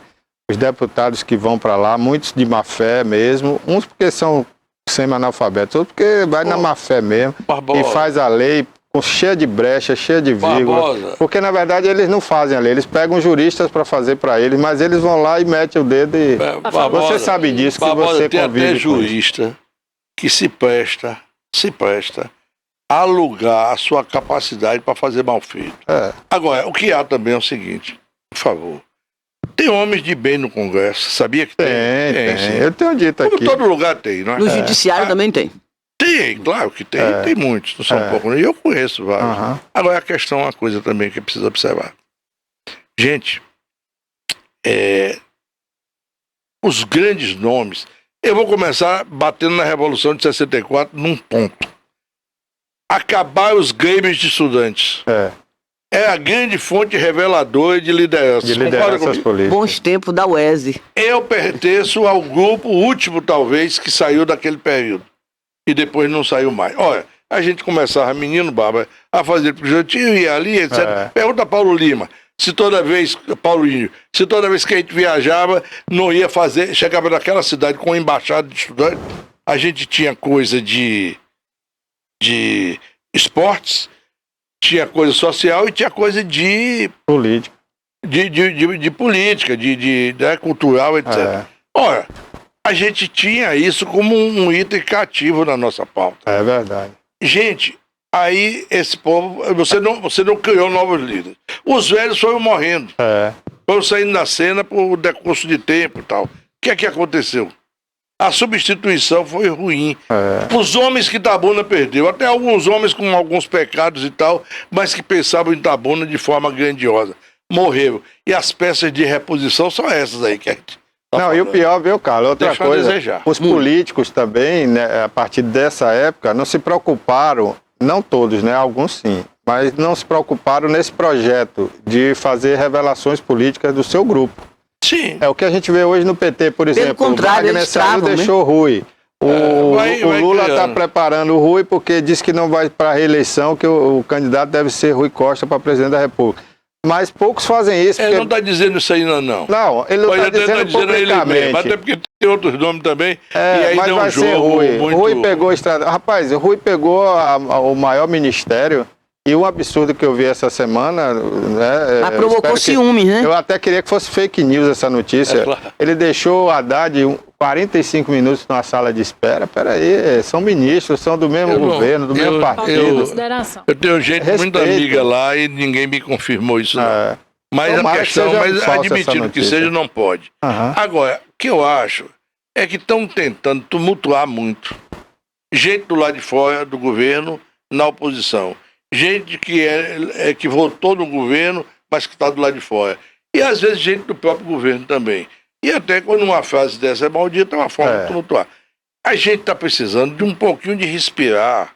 Mas não tem nem 100 dias. Já está pensando em sucessão? Para respirar. Isso, exatamente. Eu acho muito sério. Mas aí eu faço um parênteses aqui. Eu acabei de dizer que o que falta nos partidos é projeto de novas lideranças, né? E Lula sabe fazer isso. Tentou com a Dilma, infelizmente podaram o Dilma. Mas a primeira coisa que Lula tem que deixar claro, e já disse, e parece que não escutar para você dizer nome, é que ele examina a possibilidade de ser candidato à reeleição. Porque se ele disser isso, aquieta todo mundo. Os auxiliares não podem, porque senão vai se insurgir contra ele. É o freio de arrumação que ele tem que dar, não é? Então, sei lá, eu acho assim. Mas na idade que ele está, eu não acredito que ele tenha força para... Meu amigo, mas enquanto estiver dizendo isso, está sobrestando as outras, os outros ímpetos. Acalma o mercado. Acalma o mercado, entendeu? É isso, amigo. E eu acho assim que, se a gente ainda pode tocar no assunto Itabuna, eu sou uma pessoa que sofro há muito tempo com isso, porque cheguei aqui de Itapé, portanto, do município, aos 12 anos de idade, fiz um tempo longo da minha vida aqui, continuei vindo, depois que estive no governo, trouxe coisas, fiz coisas, e a gente sempre dá uma coisa. Uma vez Vânia estava com uma dificuldade, eu não tinha nem ligação nenhuma com ele, me procurei, ele era prefeito, eu fui no tribunal com ele, resolvi lá. Essas coisas que às vezes a amizade termina valendo, e é pela amizade que eu muitas vezes tenho conseguido fazer coisas. Eu desejo que... E quero dizer a vocês o seguinte. Tem uma estratégia, não é nem tática, devia ser tática, de examinar o quadro que não pode excluir ninguém. Você quer ver um negócio? Esses dias apareceu o nome do meu querido amigo Antônio Vieira. Está há muito tempo fora dessa discussão toda, não sei nem se ele quer ou se soube antes disso e tal. A gente não pode chegar e rechaçar. É um rapaz de valor. O nome digno e tal. Muito bem. Eu defendi a ideia de que Geraldo devia deixar o nome dele no assunto. E ele se preservando. Resultado, da semana passada ele teve a obrigação de dizer que vai topar ser candidato. E sabe por quê? Porque as coisas estavam tomando um rumo diferente. Quem está nos bastidores da política sabe. Jerônimo veio aqui, o governador, fez um discurso, eu conheço o discurso, não apontou ninguém como candidato dele. Não, ele disse que apoia Augusto. O que ele veio falar foi do apoio à gestão de Augusto. Um apoio republicano de outro partido e outra coisa, que todo mundo sabe que não deu sangue nenhum pela candidatura de Jerônimo. Mas, se viesse aqui e dissesse alguma coisa na mesma linha, ninguém queria mais saber do assunto. O candidato era ele. O que também não queria dizer que ia salvar ele do fracasso da reeleição. Não podia até salvar. E aí o governador deu um cavalo de pau e voltou de Ilhéus e não veio aqui. Foi. Geraldo botou o assunto. É bom, não é? Tem, não tem. Agora, quer ver um negócio? Pouca gente divulga uma coisa. Tem uma pesquisa que mostra qual é o partido mais querido em Itabuna. PT, 32%. Sabe qual é o segundo? O PDT com menos de 1%. É mesmo? Procure a pesquisa. Aí você fica, o PT. Se tem 32% de gente que gosta, é possível que um candidato, ainda mais que a figura mais expressiva, queira ou não queira, gosta ou não gosta, sai de 25, sai de 22, sai de alguma coisa quando tocar reunir todo mundo, sobretudo se o governador fizer um aceno qualquer. Bom, quem sai de 22 ou 25, quanto mais os outros se dividirem, você melhor, passa a valer mais. Eleição não tem 2 turnos aqui. Infelizmente. Então, é melhor. Não, sabe, Barbosa, eu não digo infelizmente nem infelizmente, porque não é a hora ainda de Não, eu queria dizer o seguinte. É a hora da gente botar todo mundo aí. O problema de não ter aproveitamento nessa pesquisa do PT é que Geraldo se autodestruiu na política. Ele implodiu com todos os. Não, veja só, eu enfrento. Inclusive com os próprios aliados. Eu enfrento a discussão, eu sei por quê. Vai ver o que é que queriam. Tá, uma coisa. Repare só, eu enfrento 2 pontos. Tá aqui, eu vou colocar para você. Você não tem que colocar comigo. Jussai a candidata. Vai, Geraldo. Geraldo era contra. Ela própria não se esforçou para ser. O partido foi quem quis. Aí disse que ia transformar o partido familiar. Calma, peraí. Que familiar? Ele não era o prefeito. Ele é secretário de Agricultura. Não, mas é que ele só queria indicar o filho. Não é assim. O que disseram não está me interessando. Eu estou querendo dizer o que eu sei de Cocheira. Por que eu sei? Eu era o subsecretário de Agricultura dele. Quando ele se afastou no final para a campanha, quem ficou no lugar foi eu. Então eu conheço por dentro. Ela foi candidata feita pelo partido. E é evidente que ele embarcou. Aí tudo bem. Você sabe o que aconteceria se ela ganha a eleição? Não. Geraldo era senador da República, não era Voto Pinheiro, não. Era Geraldo. Itabuna, que nunca fez um senador, tinha feito. E se tivesse sido senador, é possível que já fosse até alguma outra coisa. Bom, ela ganhou todos os debates da campanha. Todas as pesquisas, do começo ao fim. Você sabe por que perdeu o Azevedo no final? O acordo de Paulo Souto com Gedel tirou Fábio. Fábio resistiu, gastando do dele, já ninguém dando mais. Não, ele nem gastou nada, que ele não pagou a ninguém. Não gastou dinheiro. Não, é que ele não gastou nada do dele. Aí, não sei, isso aí eu não. Não, eu sei porque eu só sei uma coisa. Disso, eu só sei uma coisa. Eu só sei uma coisa. Que ele chegou ao final, teve 400 e poucos votos ainda, mesmo tendo retirado a candidatura, e foi uma coisa terrível, porque a vice dele combinou tudo e saiu para o outro lado, aquelas coisas de que são deploráveis. Bom, deixa pra lá. Eu estava de junto, eu estou na foto no dia da adesão dele. E perdeu. Agora, eu sei também que quando ele foi retirado da candidatura, que Azevedo, 3 semanas antes, tentou fazer uma caminhada um dia de domingo na Mangabeira e não conseguiu mais do que 40 pessoas. E que acendeu a luz vermelha. E que jogaram 3 milhões aqui dentro. E a gente sabe onde é que foi jogado o dinheiro e quem deu. Tudo isso foi prospectado depois e descoberto. Terminou mobilizando toda uma coisa que terminou numa vitória.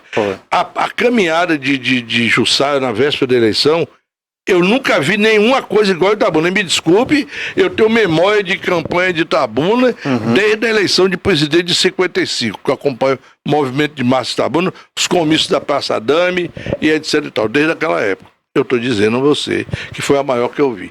Para mim, estava ganhando a eleição, perdeu. Aí veio outra história adiante. Tiago, candidato a deputado. Tiago foi lançado candidato, sabe por quem?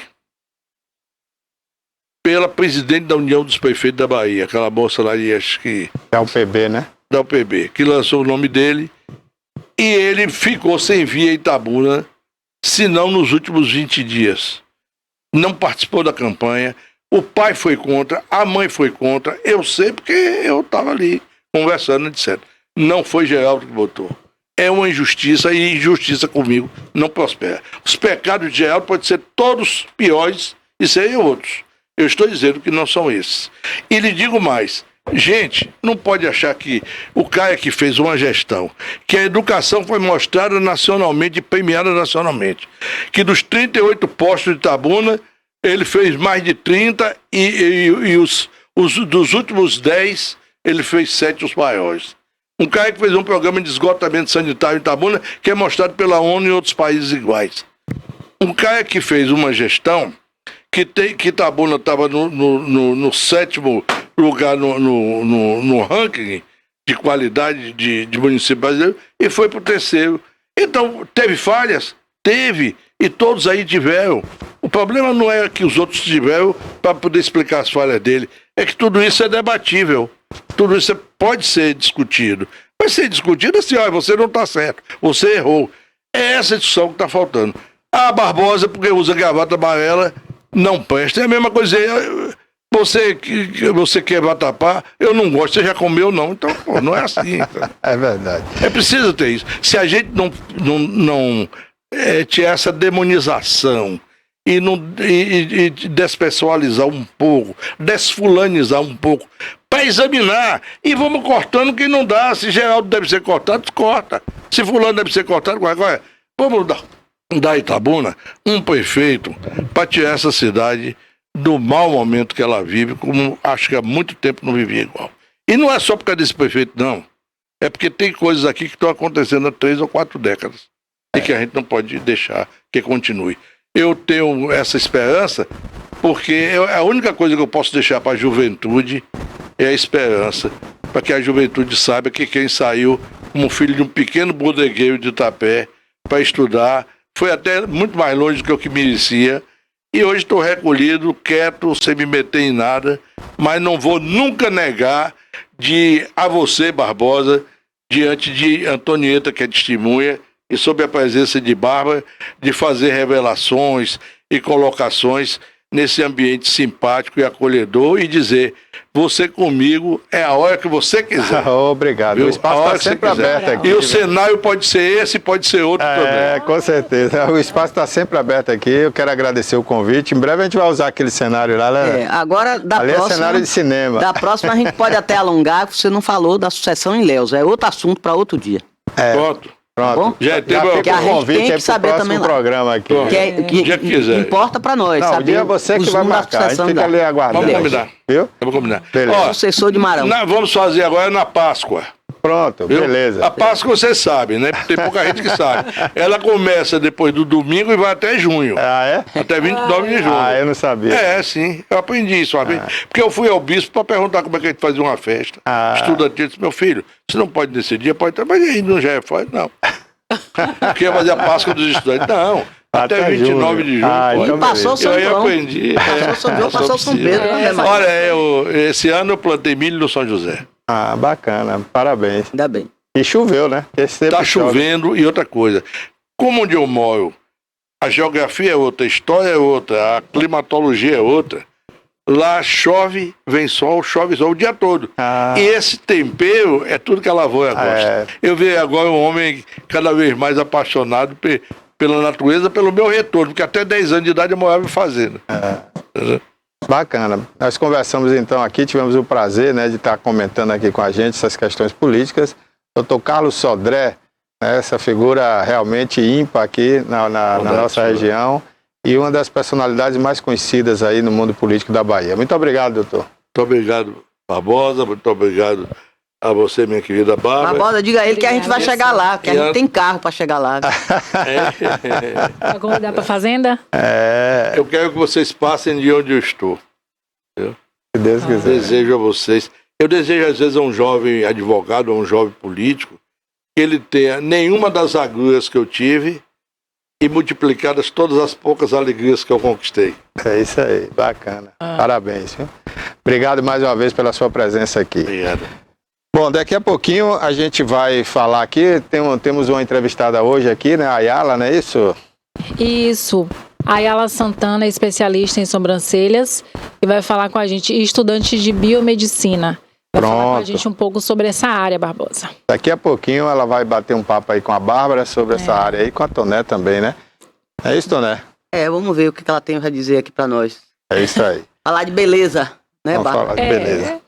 Pô, gente, o Itabuna, o Itabuna, ia falar do Bahia agora, mas depois eu falo do Itabuna, inclusive tem esse assunto também sobre o governador que não quer fazer a reforma do estádio, né? Ontem ele já deu outra desculpa, viu, Toné? Ele disse que é porque... A prioridade é a Ele água. disse que vai cobrir o canal. Não, não é mais água não, vai cobrir os canais de Itabuna. Santo Antônio, Califórnia e São Caetano. Mas as torres do estádio, eu esqueci de dizer. Ah, fala aí, pode falar. As torres do estádio, Iluminação, o governador né? Roberto Santos que Eu me colocou a meu lembro. pedido na época. Viu? Foi em E 1980 foi a única vez aí. que o Itabuna pôde entrar no campeonato nacional, dependia disso. Isso, a gente falou aqui, viu, sobre isso com o Bob, que era o presidente do time naquela O época. Flamengo veio jogar aqui. Jair Muniz, o presidente. Era Jairo Muniz, não foi? Foi antes de Bob, foi. Isso mesmo. Obrigado, meu amigo. Então tá aí, esclarecendo aí. Vamos esperar, né, que o governador passe essa raiva aí, que ele parece estar meio raivado aí, porque, né, teve essa derrota aí com o prefeito Augusto Castro. Mas eu acredito que ele vai entender, né, que a derrota não foi dele aqui em Itabuna, não foi do PT, foi do prefeito Augusto Castro, que está com essa, como é que eu diria aí, essa rejeição, né, que a gente viu aí. Altíssima. Né, Toné? E a água, Toné? A água, a Imasa está no inferno astral. Só pode, Barbosa. É tanta porrada, é tanta coisa que não dá certo, tanto ponto negativo. Começou, quebrou uma adutora principal. Começou. Foi lá no Jardim Vitória, aquela confusão, ficamos sem água. Depois mais 2 redes secundárias estouraram. Depois manutenção, teve que parar para manutenção da estação de tratamento da ETA. Só meio-dia. Roubaram uns bocados de cabos obrigado, viu? lá da coisa da Rafa energia, passa. lá perto do Antique. Aí, com esse roubo, faltou tudo. A água foi interrompida. Aí agora, por último, mais outra porrada. Porque todo dia vem um. Aí agora teve essa manutenção e agora também a Coelba. A Coelba teve um problema, aconteceu um problema e vocês sabem que o nosso sistema depende muito, o sistema de abastecimento de água depende muito da Coelba. O nosso sistema tem feito sistema de bombeamento. Sai da estação de captação, ela é bombeada até a estação de tratamento para sofrer o tratamento, para depois chegar em sua casa. Então teve um problema na rede elétrica, a Coelba não conseguiu consertar a tempo, faltou água de novo. Então, eu não sei não o que é que está havendo com a Imasa, porque está faltando água em tudo quanto é lugar. Tem localidade que tem quase mais de 30 dias que não cai água. Ninguém pode viver sem água. O Sudé estava falando aqui, que é de Itapé, que a barragem tem água. Então o que é que está faltando? É por isso, prefeito, que a sua rejeição está em 70%. E pode até aumentar, porque com água não se brinca. Que é o morador que sente na pele o que é não ter água em sua torneira. É isso aí, Toné. Bárbara. Oi, Barbosa, nós estamos aqui com a Ayala Santana e ela é especialista em sobrancelhas, né? E ela é estudante de biomedicina. Ela tem um espaço que atende as mulheres e até homens, né? E a gente vai conversar um pouquinho para falar sobre beleza, para falar como esses procedimentos estéticos. A gente separou a pergunta de algumas pessoas, de algumas mulheres, e vai aparecer as imagens para vocês, para poder esclarecer algumas dúvidas, né? E depois eu também vou perguntar para que a gente tenha mais informação, né? Sobre esses procedimentos que estão tão na moda, estão tão em alta ultimamente. Prazer, Ayala, bem-vinda. Obrigada, Bárbara, obrigada pelo convite. Bom dia a todos vocês. Hoje a gente vai falar muito sobre a estética, sobre dúvidas, sobre esse mercado que cresce cada dia mais, né? Que levanta, que realça a autoestima das mulheres e de homens também, viu? É verdade. Ayala. E ela caprichou no visual, ela veio toda de oncinha hoje aqui. Tem que fazer jus, né? A minha profissão. Mas é uma oncinha com corações, né? Não é? Bem delicadinha. Rafa, pode botar a primeira pergunta, o vídeo, de uma pessoa perguntando a Ayala. Vamos lá, Rafa. Será que ele não tá vendo? O que é que houve aí, Rafael? Rafael? Rafa tá impressionado. Meu nome é Jéssica e eu queria fazer uma pergunta, né? Porque assim, eu tenho uma amiga que ela fez a micro micropigmentação da sobrancelha e acabou que ela teve um resultado desejado, né? Acabou ficando verde. Eu gostaria de saber quais são as causas que levam a pessoa a ter esse resultado indesejado, né? A micro acabar ficando verde. Então eu tenho essa certa curiosidade. Tá bem? Obrigada.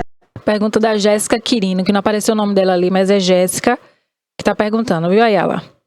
Eu acho que não é nem a dúvida, eu acho que é o medo de boa parte das mulheres da micropigmentação esverdear. A micropigmentação, gente, ela não esverdia, desde que o profissional ele trabalhe de uma forma correta. A gente sabe que na cidade, ou até mesmo a internet, está ensinando como fazer, como não fazer. A falta de conhecimento, de habilidade, de estudo, vai fazendo com que poucos profissionais, né? Eu falo que não é a grande maioria, que poucos profissionais não se atualizem. Então, micropigmentação, ela não fica verde, é um procedimento super tranquilo e é lindo, lindo de se fazer. Profissional que se atualiza, profissional que está ali em constante aprendizado, que paga bons cursos. Eu falo que a micropigmentação, ela não é você olhar a internet e falar, nossa, é muito fácil, eu vou fazer. Não. Tem que entender de pele, tem que entender de pigmento, tem que entender da colorimetria, tem que entender de tudo. Então não adianta chegar em um profissional que não tem habilidade, que não tem conhecimento nenhum e dar seu rosto. Estética, ela é saúde, né? A estética, ela é saúde. Já pensou você acordar, tá insatisfeita, quer melhorar seu humor, quer melhorar, né, seu visual e chegar a entregar suas sobrancelhas a qualquer pessoa? Não, eu sempre falo lá no estúdio que é interessante, eu faço um alerta sempre, é interessante que vocês conheçam o profissional, que vocês vejam trabalhos. Não é só uma foto ou outra, se vocês conhecerem também, porque a internet às vezes engana também, tá? Tem muitos efeitos que dá para melhorar. Eu falo sempre, conheçam o trabalho, vejam se tiver amigas, se tiverem conhecidas, né? Dá uma fuçadinha na rede social. Na rede social, mas saibam que rosto não se entrega para qualquer um. E tanto as sobrancelhas quanto outras áreas também não pode estar entregando a qualquer um. Tem que ter ciência, tem que ter certeza, tem que ter confiança. E micropigmentação ela não esverdia. Antigamente se faziam-se tatuagem. As técnicas mudaram muito, profissionais mudaram muito, se atualizaram. Então, não fique com esse medo de sobrancelha esverdeada. Eu trouxe até um caso de uma micropigmentação que, olha aí, de uma micropigmentação que ela havia feito há muitos anos atrás. Então, ela fez, ela estava insatisfeita, lógico, com um resultado como esse, quem é que vai ficar satisfeita no rosto? Ninguém. Então, eu fiz um procedimento nela de remoção, que hoje vocês que tiverem esse problema de micropigmentação, no meu estúdio eu faço a remoção também, lógico que por sessões, e para entregar esse resultado aí logo após, né, toda essa eliminação de pigmento na pele. Hoje ela tá com as sobrancelhas renovadas, autoestima melhorada. E micro, gente, façam com pessoas de responsabilidade. Fiquem atentas. Agora me explica uma coisa. O que é a sobrancelha definitiva? Então, se quiser, a moda tá mais grossa. E se quer ficar, vai ter que fazer como depois? É uma tatuagem que tem que ficar para a vida inteira ou você pode remover, como você falou? Não, antigamente faziam-se tatuagem porque as pessoas não entendiam da pele. Então, pegava um pigmento, colocava ali, não sabia qual era o pigmento utilizado e pronto, implantava ali e acabou. As pessoas ficavam com aquela micropigmentação por anos e anos e anos. O que acontecia? Essa sobrancelha ficava esverdeada, azulada ou tons indesejados. Antigamente acontecia isso sim. E hoje, né, pode ser que ainda aconteça com profissionais despreparados. Mas micro, ela não é uma tatuagem, porque ela é implantada na camada superficial. Então, ela tem uma durabilidade de 8 meses até 2 anos. Aí que você pode mudar, pode remover, pode mexer. Pode, se ficar um trabalho que você está insatisfeita, pode fazer sim a técnica de remoção. Até porque a moda vai e vem.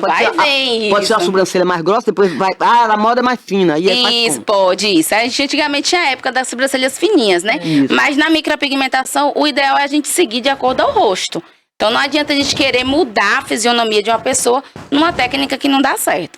Então não adianta, assim, você tem uma sobrancelha um pouco mais retinha. Eu quero fazer uma sobrancelha mais arqueada. Se seu rosto não tem estrutura para isso, não adianta modificar. Então a gente tem que trabalhar com a leveza, com a naturalidade, com técnicas atualizadas. Viu, Ayala? E então, sobre essa pergunta de Jéssica da sobrancelha verde, no caso, se você deixar. Isso aí era antigamente. Antigamente, sim. Agora, antigamente, com profissionais que ainda não entendiam da técnica. Então, se você fizer hoje, atualmente, e passar muito tempo sem reacender, sem fazer uma manutenção, ela não vai ficar verde. Não. Se fez com um profissional que sabe trabalhar, que entende da pele, não corre esse risco de forma nenhuma. Eu trabalho com a micro já há 6 anos.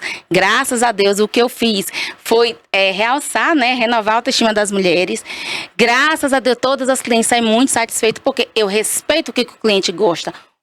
Qual é a técnica que você prefere? Você gosta de resultados mais naturais? Você gosta de resultados mais marcados?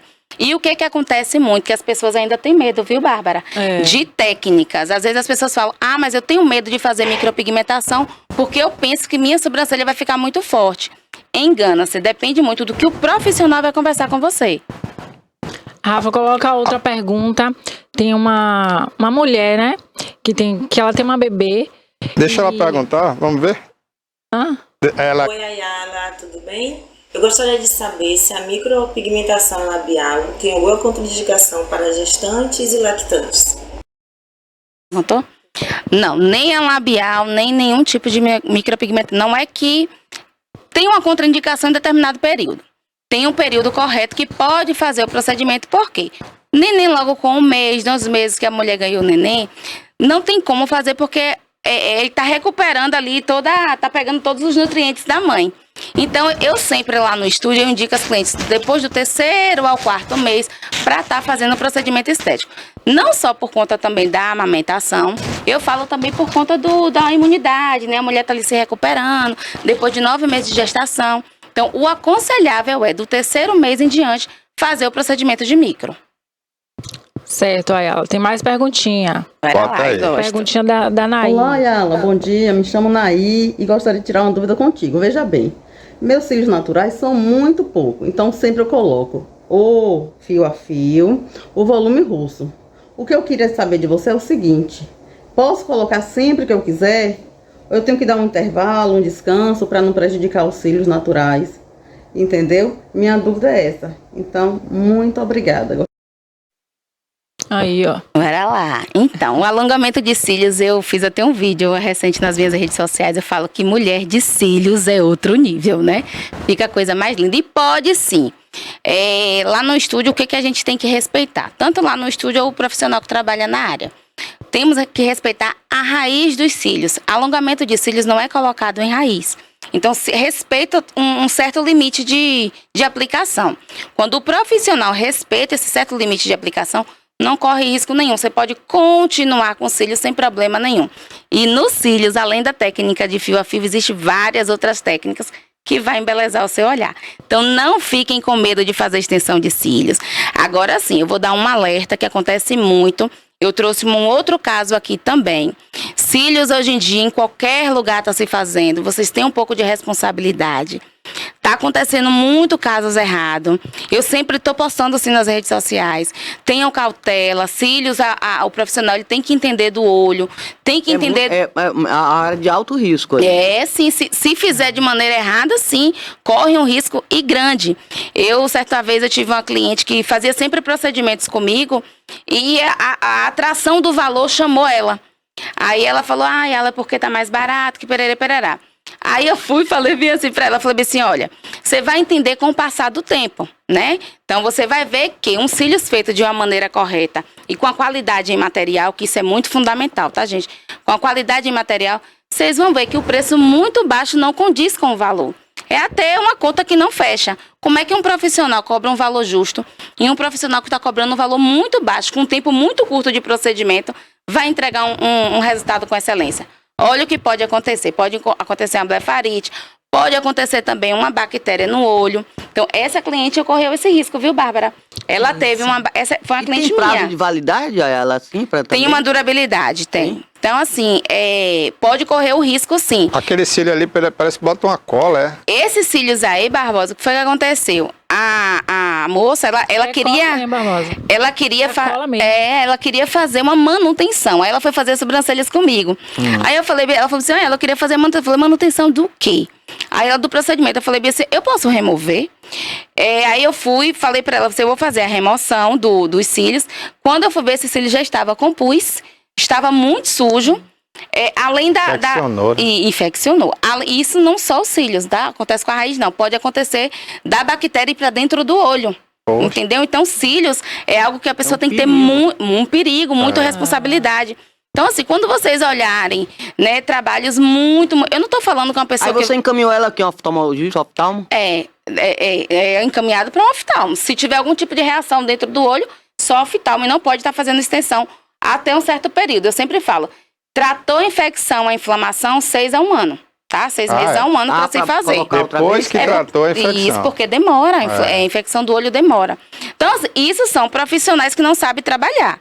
Um bom profissional não vai fazer com que sua cliente saia dessa forma. Então, as minhas clientes, né, eu tenho a segurança sempre de trabalhar. Meu tempo de procedimento, eu falo que venha na paz, que é o seu momento de se embelezar. São até 2 horas de procedimento para me entregar um trabalho com excelência, que é o que eu faço. E para você atuar, você fez curso, tudo? Sim, tem que fazer curso, sim. Eu fiz curso de estética. Hoje eu estou fazendo na faculdade de biomedicina, porque a área, ela puxa muito para a saúde, né? Então, assim, não adianta eu só fazer técnicas, eu tenho que entender de um contexto geral. Né? Então, para me entender de um contexto geral, eu preciso cada vez mais me atualizar. E é o que eu faço ano após ano. Estudo e muito curso. Agora você está usando cílios? Então, aqui eu estou de cílios. Estou de cílios. Não, porque tá tão bem feito que tá parecendo natural. Mas né? eu vou falar um truque para vocês aqui. A gente, né, não tem como nós profissionais fazermos da gente. Eu não tive como fazer em mim. Hoje, infelizmente, eu não estou com o meu alongamento, porque a aplicação em nós mesmas não tem como, porque o olho é fechadinho e tudo. Eu estou com a maquiagem bonitinha aqui, mas gosto sempre de estar. Eu falo que a gente acordar pronta com micropigmentação, com as sobrancelhas, ganha tempo. Fala sério, Bárbara, você que é mulher, você ganha tempo, né? Então, assim, todo dia, a minha micropigmentação labial é uma micropigmentação. É isso que eu ia te perguntar também, né? Porque agora ela tem pro lábio, né? Aqui eu só tô com gloss. Então aqui é a micropigmentação. Você não precisa ficar passando batom. Não. E outra, viu? Homens também fazem, tá? Não, eu tinha essa pergunta aí também, porque os jogadores de futebol, né, estão fazendo sobrancelha e pigmentação labial, né? É porque assim, ó, os homens às vezes ficam um pouco assim com vergonha. Na verdade, é com vergonha. Eu trouxe, porque eu não coloquei, mas era para me ter mostrado também uma micropigmentação masculina. Né? Uma sobrancelha. A micropigmentação, ela não é só para dar design, para dar modelo. Às vezes vocês têm umas sobrancelhas um pouco mais falha, um pouco mais ralinha. Às vezes pode ter sido uma cicatriz, né? Que vocês querem melhorar, porque na foto não fica esteticamente né, tão agradável para vocês também. Então a micropigmentação ou a estética em geral não é só para mulher não, tá? Eu sei. É bacana, né? Né? Viu, Ayala? A gente também vê relatos na internet, né, assim, de quando dá errado, infelizmente. Que é o que você falou, que é a questão das pessoas que procuram... E é uma tristeza. O mais barato. Né? Às vezes o barato sai caro, né? Às vezes não. Sempre. O barato assim, sai a gente não caro. está incentivando as pessoas a fazerem procedimentos assim estéticos, não. A gente está trazendo informação para que as pessoas saibam como que funciona e quais os cuidados que devem tomar, né? E, Bárbara, só um detalhe, viu, Bárbara? Não é que a gente está aqui contra o que é barato, não. Porque a gente pechincha, a gente chora. Agora, sim, quando você vê um desconto muito diferente da média, tem alguma coisa de errado. Porque hoje ninguém faz milagre, né, Toné? Então, por exemplo, você vai comprar um celular de marca, aí ele custa, sei lá, 6 mil reais. Aí você acha um por 2 mil, tá errado. Isso aí tá errado. Então é a mesma coisa. Isso, mas foi o que eu falei logo antes, né? Não é que eu vou falar pra vocês, não, é porque o barato, é porque o profissional tá fazendo mais barato, porque pra ele é melhor, esse profissional trabalha ruim. Não é isso que eu quero falar pra vocês. E também não estou aqui pra falar pra vocês, eu sou a melhor em fazer. Não. Eu sempre falo assim, trabalhem com responsabilidade. Tenham carinho em fazer um procedimento, porque a gente está lidando com o outro. É uma pessoa que está ali precisando de um colo. A estética é um colo para as clientes, né? E as clientes, elas se tornam amigas também. Eu tenho clientes lá que chegam a chorar quando faz o procedimento. A maioria das clientes de micropigmentação, elas falam que é um sonho em fazer. Eu tenho uma cliente recente que falou, eu fiz um cartão só para me fazer a micropigmentação, que eu não queria colocar nada em primeiro lugar. Então, assim, quando a gente trabalha com o outro, a gente trabalha com a autoestima, a gente tem que se impor no lugar. Eu me ponho no lugar de uma pessoa que vai fazer um procedimento comigo. Será que eu queria um resultado que não ficasse tão bonito? Então, se eu não quero pra mim, eu não vou querer pra outra pessoa. Então, a estética, gente, é muita responsabilidade. Tenham muita cautela em quem vocês procuram para fazer o procedimento, tá? Procedimento não é que seja tão barato. Veja lá, entra na rede social, ou o que eu falo sempre. A internet, ela ensina, tá? Também. Mas ela atrapalha às vezes, lógico, e às vezes ela ensina também. Quando vocês, clientes, querem fazer um procedimento e procuram entender um pouquinho do que vocês querem fazer, isso fica até mais fácil, se vocês verem que o procedimento não está certo. Agora, pelo amor de Deus, não vão querer fazer sozinha não, porque não dá certo. Não. Isso aí é pior. Esse negócio de ensinar na internet, eu já tive experiência, viu, Toné? Na pandemia, eu fui tentar fazer pão, tentar fazer bolo pela internet. Nada deu certo. Não. Né? A internet Às vezes, fica tudo bonitinho. Dependendo do que às vezes pode ser que dê certo. Às Mas vezes. na parte estética, É melhor procure não bons tentar. profissionais. Viu, Ayala? Falar nisso, só um minuto. Você está atendendo ainda lá no mesmo local? Tô na no Urbis Bárbara? 4, tô Ah, você atendo tá na clínica também, na no Bárbara Bárbara, né? Beauty. E na Urbis 4. E tem um centro estético na Urbis 4, que eu vou convidar vocês a conhecerem, tá? Ok. Viu, Ayala? E também, assim, a gente falou o ponto negativo, que a gente não está aconselhando, que é mais para informação, mas também Isso. tem um ponto positivo, porque a estética, como ela falou, melhora a autoestima, então não é proibido. Todo mundo é livre, né, para procurar com segurança e ficar mais bonita, porque todo Isso. mundo quer ser feliz, né, e se sentir bem. Então, assim, aí ela também faz outro procedimento que eu queria muito saber, que é quando a pessoa faz alguma cirurgia na mama, né, às vezes é de câncer, e perde o mamilo, perde aquela auréola, e ela faz aquele procedimento de reconstrução, que ela queria que você falasse pra mim, Ayala, um pouco sobre esse procedimento, que eu achei fantástico. É lindo. pigmentado também, né? Também. A parte da areola, ela fica linda, assim. Não é só para pacientes, né, nesse caso, que passaram por câncer, né, por essa dor da doença.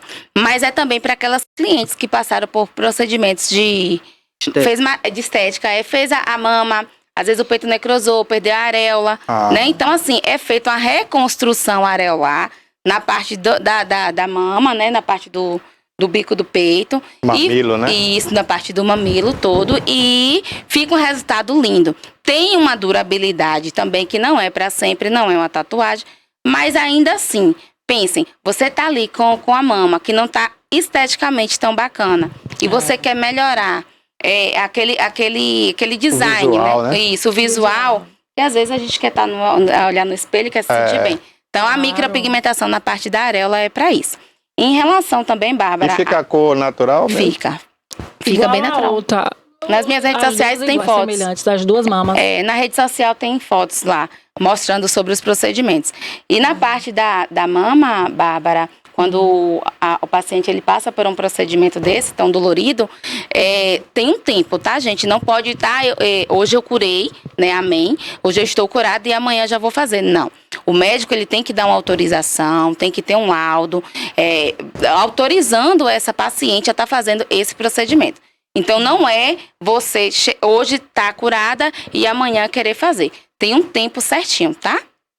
Não pode Geralmente fazer a partir de 1 ano, Mas tá vendo? É importante. tá? Bom, então a gente já está num avanço aí, né? Que a mulher ela já pode acordar aí com os cílios, né? Alongados, que fica por um tempo, né? Fica, Quanto tempo? tem uma durabilidade de 20 a 30 dias, dependendo de quem faz. De 20 a 30 dias Mesmo só. ela lavando o rosto É porque tudo, os né? cílios ele tem um ciclo, então ele tem fases. Como o cabelo ele cresce, os cílios é do mesmo jeito.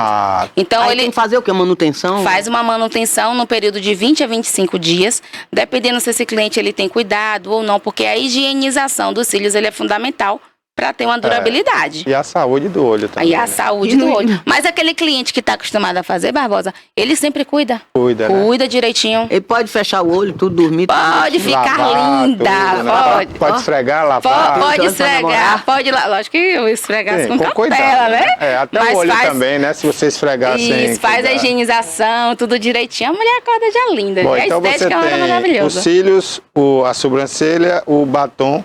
Isso, Que o mais? olho. A parte do olho A do parte do olho delineado, também já a parte fica inferior e definitivo superior também. Que bacana. Não é definitivo. Não, é um definitivo assim, de 30 Tem dias. uma durabilidade. Tem uma durabilidade, uma validade. Isso. Tudo tem validade, né? Tudo tem a validade, né? A sobrancelha é que dura mais.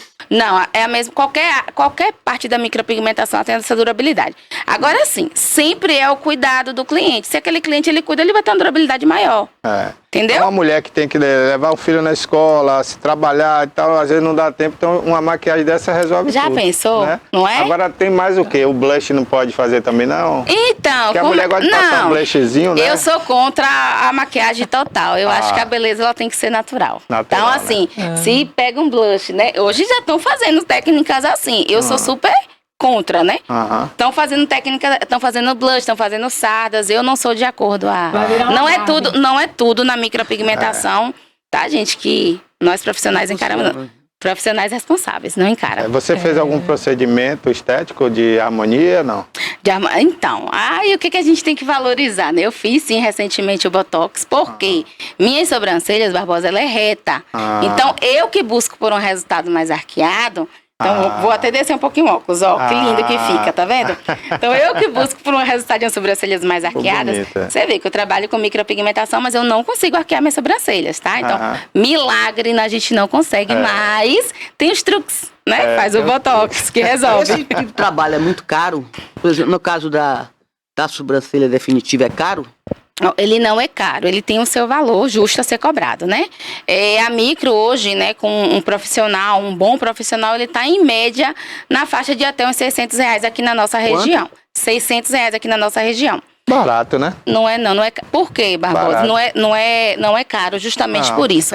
Porque você é homem, você não sabe que a mulher se vira pra fazer, né, Barbosa? Não, mas eu imagino assim, que você fazer claro, todo... que a mulher faz tudo. A mulher usava um lápis pra fazer isso, né? Pra ficar delineando a sobrancelha. Então, imagine você não ter que fazer isso todo dia. Isso, e tem uma durabilidade. Eu sempre faço uma conta assim, eu falo para as minhas clientes da seguinte maneira: faz uma conta toda semana fazendo a sobrancelha de rena.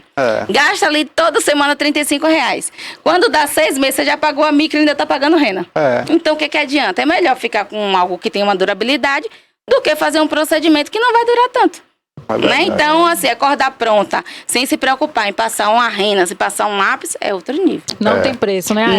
Não tem preço. Ganho de tempo, né? O ganho você de fazer tempo. isso vai demorar quanto? Todo dia você fazer um negócio? E hoje os homens não estão achando caro, não. Eles querem as mulheres super vaidosas, viu? Homens estão lá indo no estúdio fazer pagamento, dando de presente. Antigamente não tinha isso. Mas como as mulheres estão se cuidando muito, e graças a Deus por isso, que a estética é uma área que cresce muito, eles estão valorizando.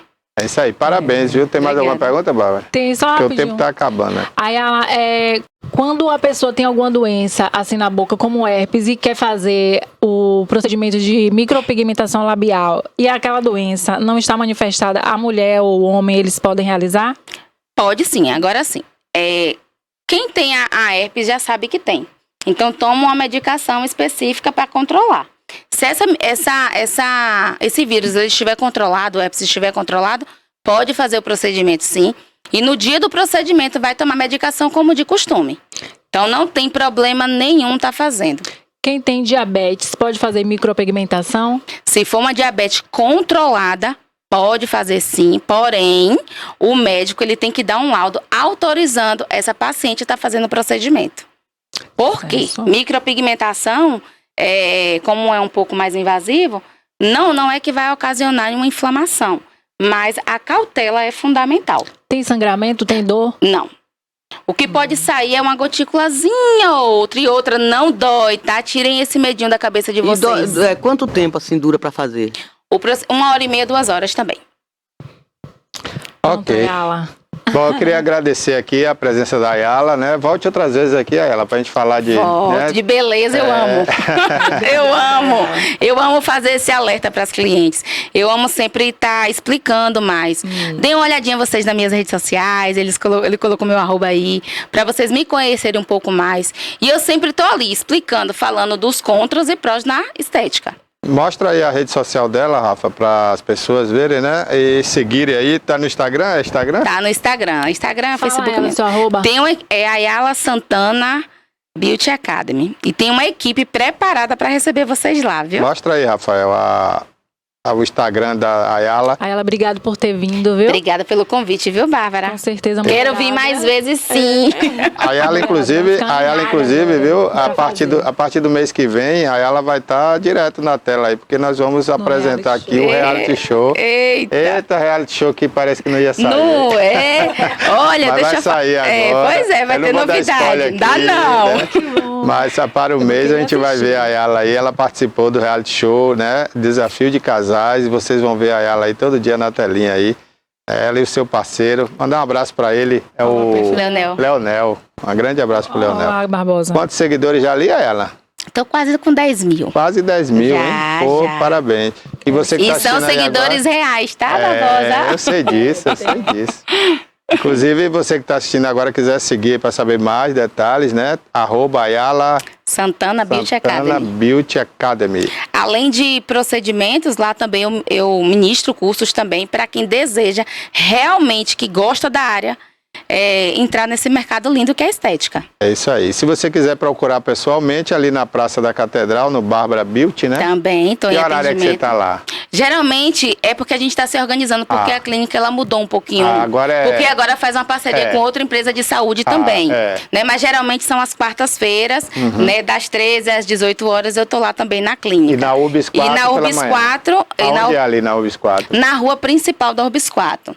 Meu bairro, ele é lindo, ele tem tudo. Eu convido vocês para ir lá. Às vezes a gente fala assim, é UBS 4, é fora do centro da cidade, é longe. Não é, gente. É um bairro que vocês encontram tudo. Tô mentindo, Bárbara? Não, é verdade. Não. Agora depois da enchente acabou um pouquinho ali, mas já melhorou. Está renovadíssimo. Tá tudo lindo. Então na rua principal. Na rua principal, tem um nome lá na porta, né? Tem meu nome, tem a fachada, colado ao CRAS, tá? Onde eu tenho uma equipe preparada para estar recebendo vocês com todo o amor, com todo o cuidado, com materiais de responsabilidade, tudo certinho como a saúde pede. E eu faço questão de dizer, gente, isso aqui não foi merchan, não é pago. A gente trouxe ela aqui porque realmente ela trabalha muito bem, trabalha com qualidade. Por isso que eu estou fazendo questão de dar o endereço, né? Senão a gente não daria aqui, viu? Agradeço, abraço, Bárbara. Obrigada. Obrigado a você. Bom, Toné, vamos falar agora rapidamente, né, para a gente encerrar aí, falar sobre futebol. A seleção brasileira jogou amistosamente no último sábado, né, contra uma seleção que Marrocos. foi a sensação da Copa do Mundo. Lugar, não foi?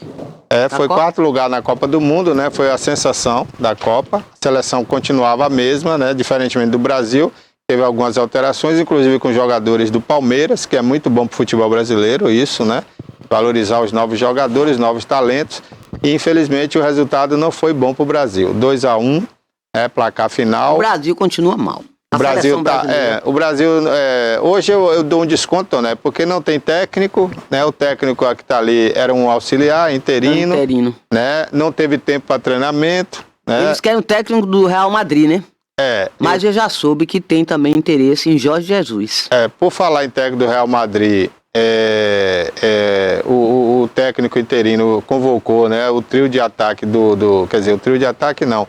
Os 3 jogadores ali que jogam no Real Madrid para ter um entrosamento maior, né? Que é o Militão, o Vini Júnior no ataque e o Rodrigo também. Mas, infelizmente, né? A coisa não andou bem, apesar de terem jogado relativamente bem. O Vinícius Júnior no segundo tempo foi bem melhor do que no primeiro tempo. Mas, infelizmente, foi o resultado adverso. Jogando aí contra a torcida, contra o árbitro, né? Não marcava falta para o Brasil, só marcava falta para o time adversário. Enfim. Não, mas a seleção jogou mal. O árbitro era marroquino? Não. Eu acho que foi muito bom. O árbitro, se não me engano, era francês. Eu acho que foi muito bom, né, para começar, porque não começa, sabe, com salto alto. Eu acho que tá vendo ali que precisa melhorar, que a seleção tem que ter um bom técnico mesmo. Porque se ganha, de repente a CBF ia deixando ali o técnico interino, a coisa ia se prolongando, daqui a pouco a gente tem aí as eliminatórias, né? E por que tem que trazer um técnico de fora? Não sei por quê. Essa mania agora tá na moda. Não, mas olha, em parte eu concordo com o presidente da... Aqui tem Cuca, tem Dorival Júnior, olha, tem tanto em técnico. parte eu concordo com o presidente da CBF, porque ele disse o seguinte, ele não quer um árbitro que tenha nada preso... Um técnico.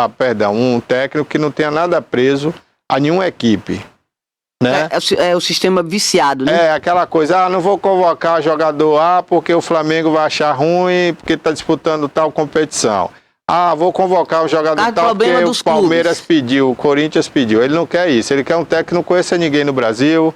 Ele quer um técnico que venha com a disposição do futebol europeu, que é um futebol rápido, um futebol ágil. Porque às vezes o jogador está lá naquela correria que é o futebol europeu, né? Os jogadores que defendem, atacam, você vê que o jogador está na defesa, daqui a pouco está no ataque e vice-versa. E aqui no Brasil o técnico não tem essa cultura. Então chega aqui, aí o jogador tem que se adequar a uma outra cultura. Não, vamos tocar bola, vamos fazer isso, vamos fazer aquilo. E não é aquele esquema que o jogador está lá acostumado. Então ele quer trazer a continuidade, ou seja, na hora que os jogadores estiverem numa competição internacional, eles já começam dando continuidade ao mesmo trabalho da Europa. Então não vai ter descontinuidade, não vai ter nada de desaceleração, né? É uma continuação. Eu entendi o argumento do presidente da CBF. Eu falando assim de forma patriota, né? Eu queria que fosse do Brasil e tal. Mas olhando pelo lado técnico, pelo lado profissional, pelo lado de evolução, o Brasil ainda está muito aquém aos técnicos europeus. Um exemplo é o que o técnico do Palmeiras está fazendo. Aquele rapaz não era técnico da primeira prateleira da Europa. E ele chegou aqui... O Abel. Ele chegou aqui e revolucionou o Palmeiras. Por quê? Porque ele quer trabalho. Ele trabalha, ele é português. O Cruzeiro trouxe agora um técnico também na mesma linha. Não é top de linha na Europa. Claro, chegou até um time grande, não foi bem sucedido no Benfica, né? Mas é um técnico tipo Abel, operário, trabalhador, acorda cedo, treino, não quer saber, né? Tática, estuda tática. Você vai jogar com o Flamengo amanhã, então você tem que estudar o Flamengo. Não, os técnicos brasileiros, Toné, como Luxemburgo e outros que se acham, né? Como o Renato Gaúcho, fala assim: não, eu tenho o meu jeito de jogar, não vou ter que estudar o Flamengo, ele que tem que jogar do jeito que eu jogo. Não é assim. Cada time é uma tática, cada time é um sistema. Isso é uma estratégia diferente. Por isso que Filipão tomou 7-1 da Alemanha, porque se ele estudasse o jogo da Alemanha... Nem lembra mais isso, Barbosa, pelo amor de Deus, esquece. Misericórdia. Não, mas você está me perguntando porque é um técnico estrangeiro, né? Então... Mas não precisava lembrar do 7-1 também. Mas é por isso, eu concordo com o nosso presidente da CBF, porque senão a gente pode ir aqui na frente tomar outro 7-1. O Tite era estudioso, mas era medroso. Então a gente precisa de um técnico que seja estudioso, com a cultura europeia de trabalhar. Seja mais ousado. E seja mais ousado, né, na maneira de jogar, não tenha medo. Porque o medo atrapalha tudo. Tem que ir pro ataque, né, que tem que correr. E o Campeonato Baiano, Barbosa? O Bahia empatou a primeira partida lá em Jacuípe, né, com o Jacuipense. O Jacuipense que já não é a primeira vez que chega numa final, né, um time que está sempre chegando. Eu acho que isso breve vai acontecer com o Itabuna, porque no momento que o time começa ali disputar a Série B, Série D, Copa do Brasil, Copa do Nordeste, ele fica mais tempo entrosado, mais tempo jogando. Então, a partir do ano que vem, o Itabuna também vai chegar sempre nas semifinais e finais do Campeonato Baiano, não tenho dúvida disso. Então, a Jacuipense... para a Série C. A Jacuipense vai para a Fonte Nova agora jogar por uma vitória simples, que não é fácil, né? Eu acredito que lá o Bahia vai jogar completo, que ontem não jogou, e vai ganhar fácil, como ganhou do Itabuna. Eu espero... Você está apostando no Bahia, Barbosa? Aposto porque o Bahia mostrou ontem que é mais time, mesmo com o time misto, mostrou que é mais time que o Jacuipense, e que na hora que quiser ganhar e a torcida apertar, ele vai ganhar. Jogo de final domingo agora. Então, o Bahia é campeão, sem dúvida alguma, não tenho dúvida disso. O jogo vai ser na Fonte Nova e o Bahia vai ser campeão. Bom, por hoje é só, né? A gente está chegando ao final do programa, Toné. 12 horas está vindo aí o Denilton Santos com o Alerta Cidade. É Denilton hoje? Acredito que sim. Pronto, então vamos acreditar que é ele. E a gente volta amanhã, se Deus quiser. Toné, um abraço, obrigado. Boa tarde a todos. Até a próxima. Boa tarde, Bárbara. Boa tarde a todos. Tchau, tchau. Até amanhã. Até amanhã.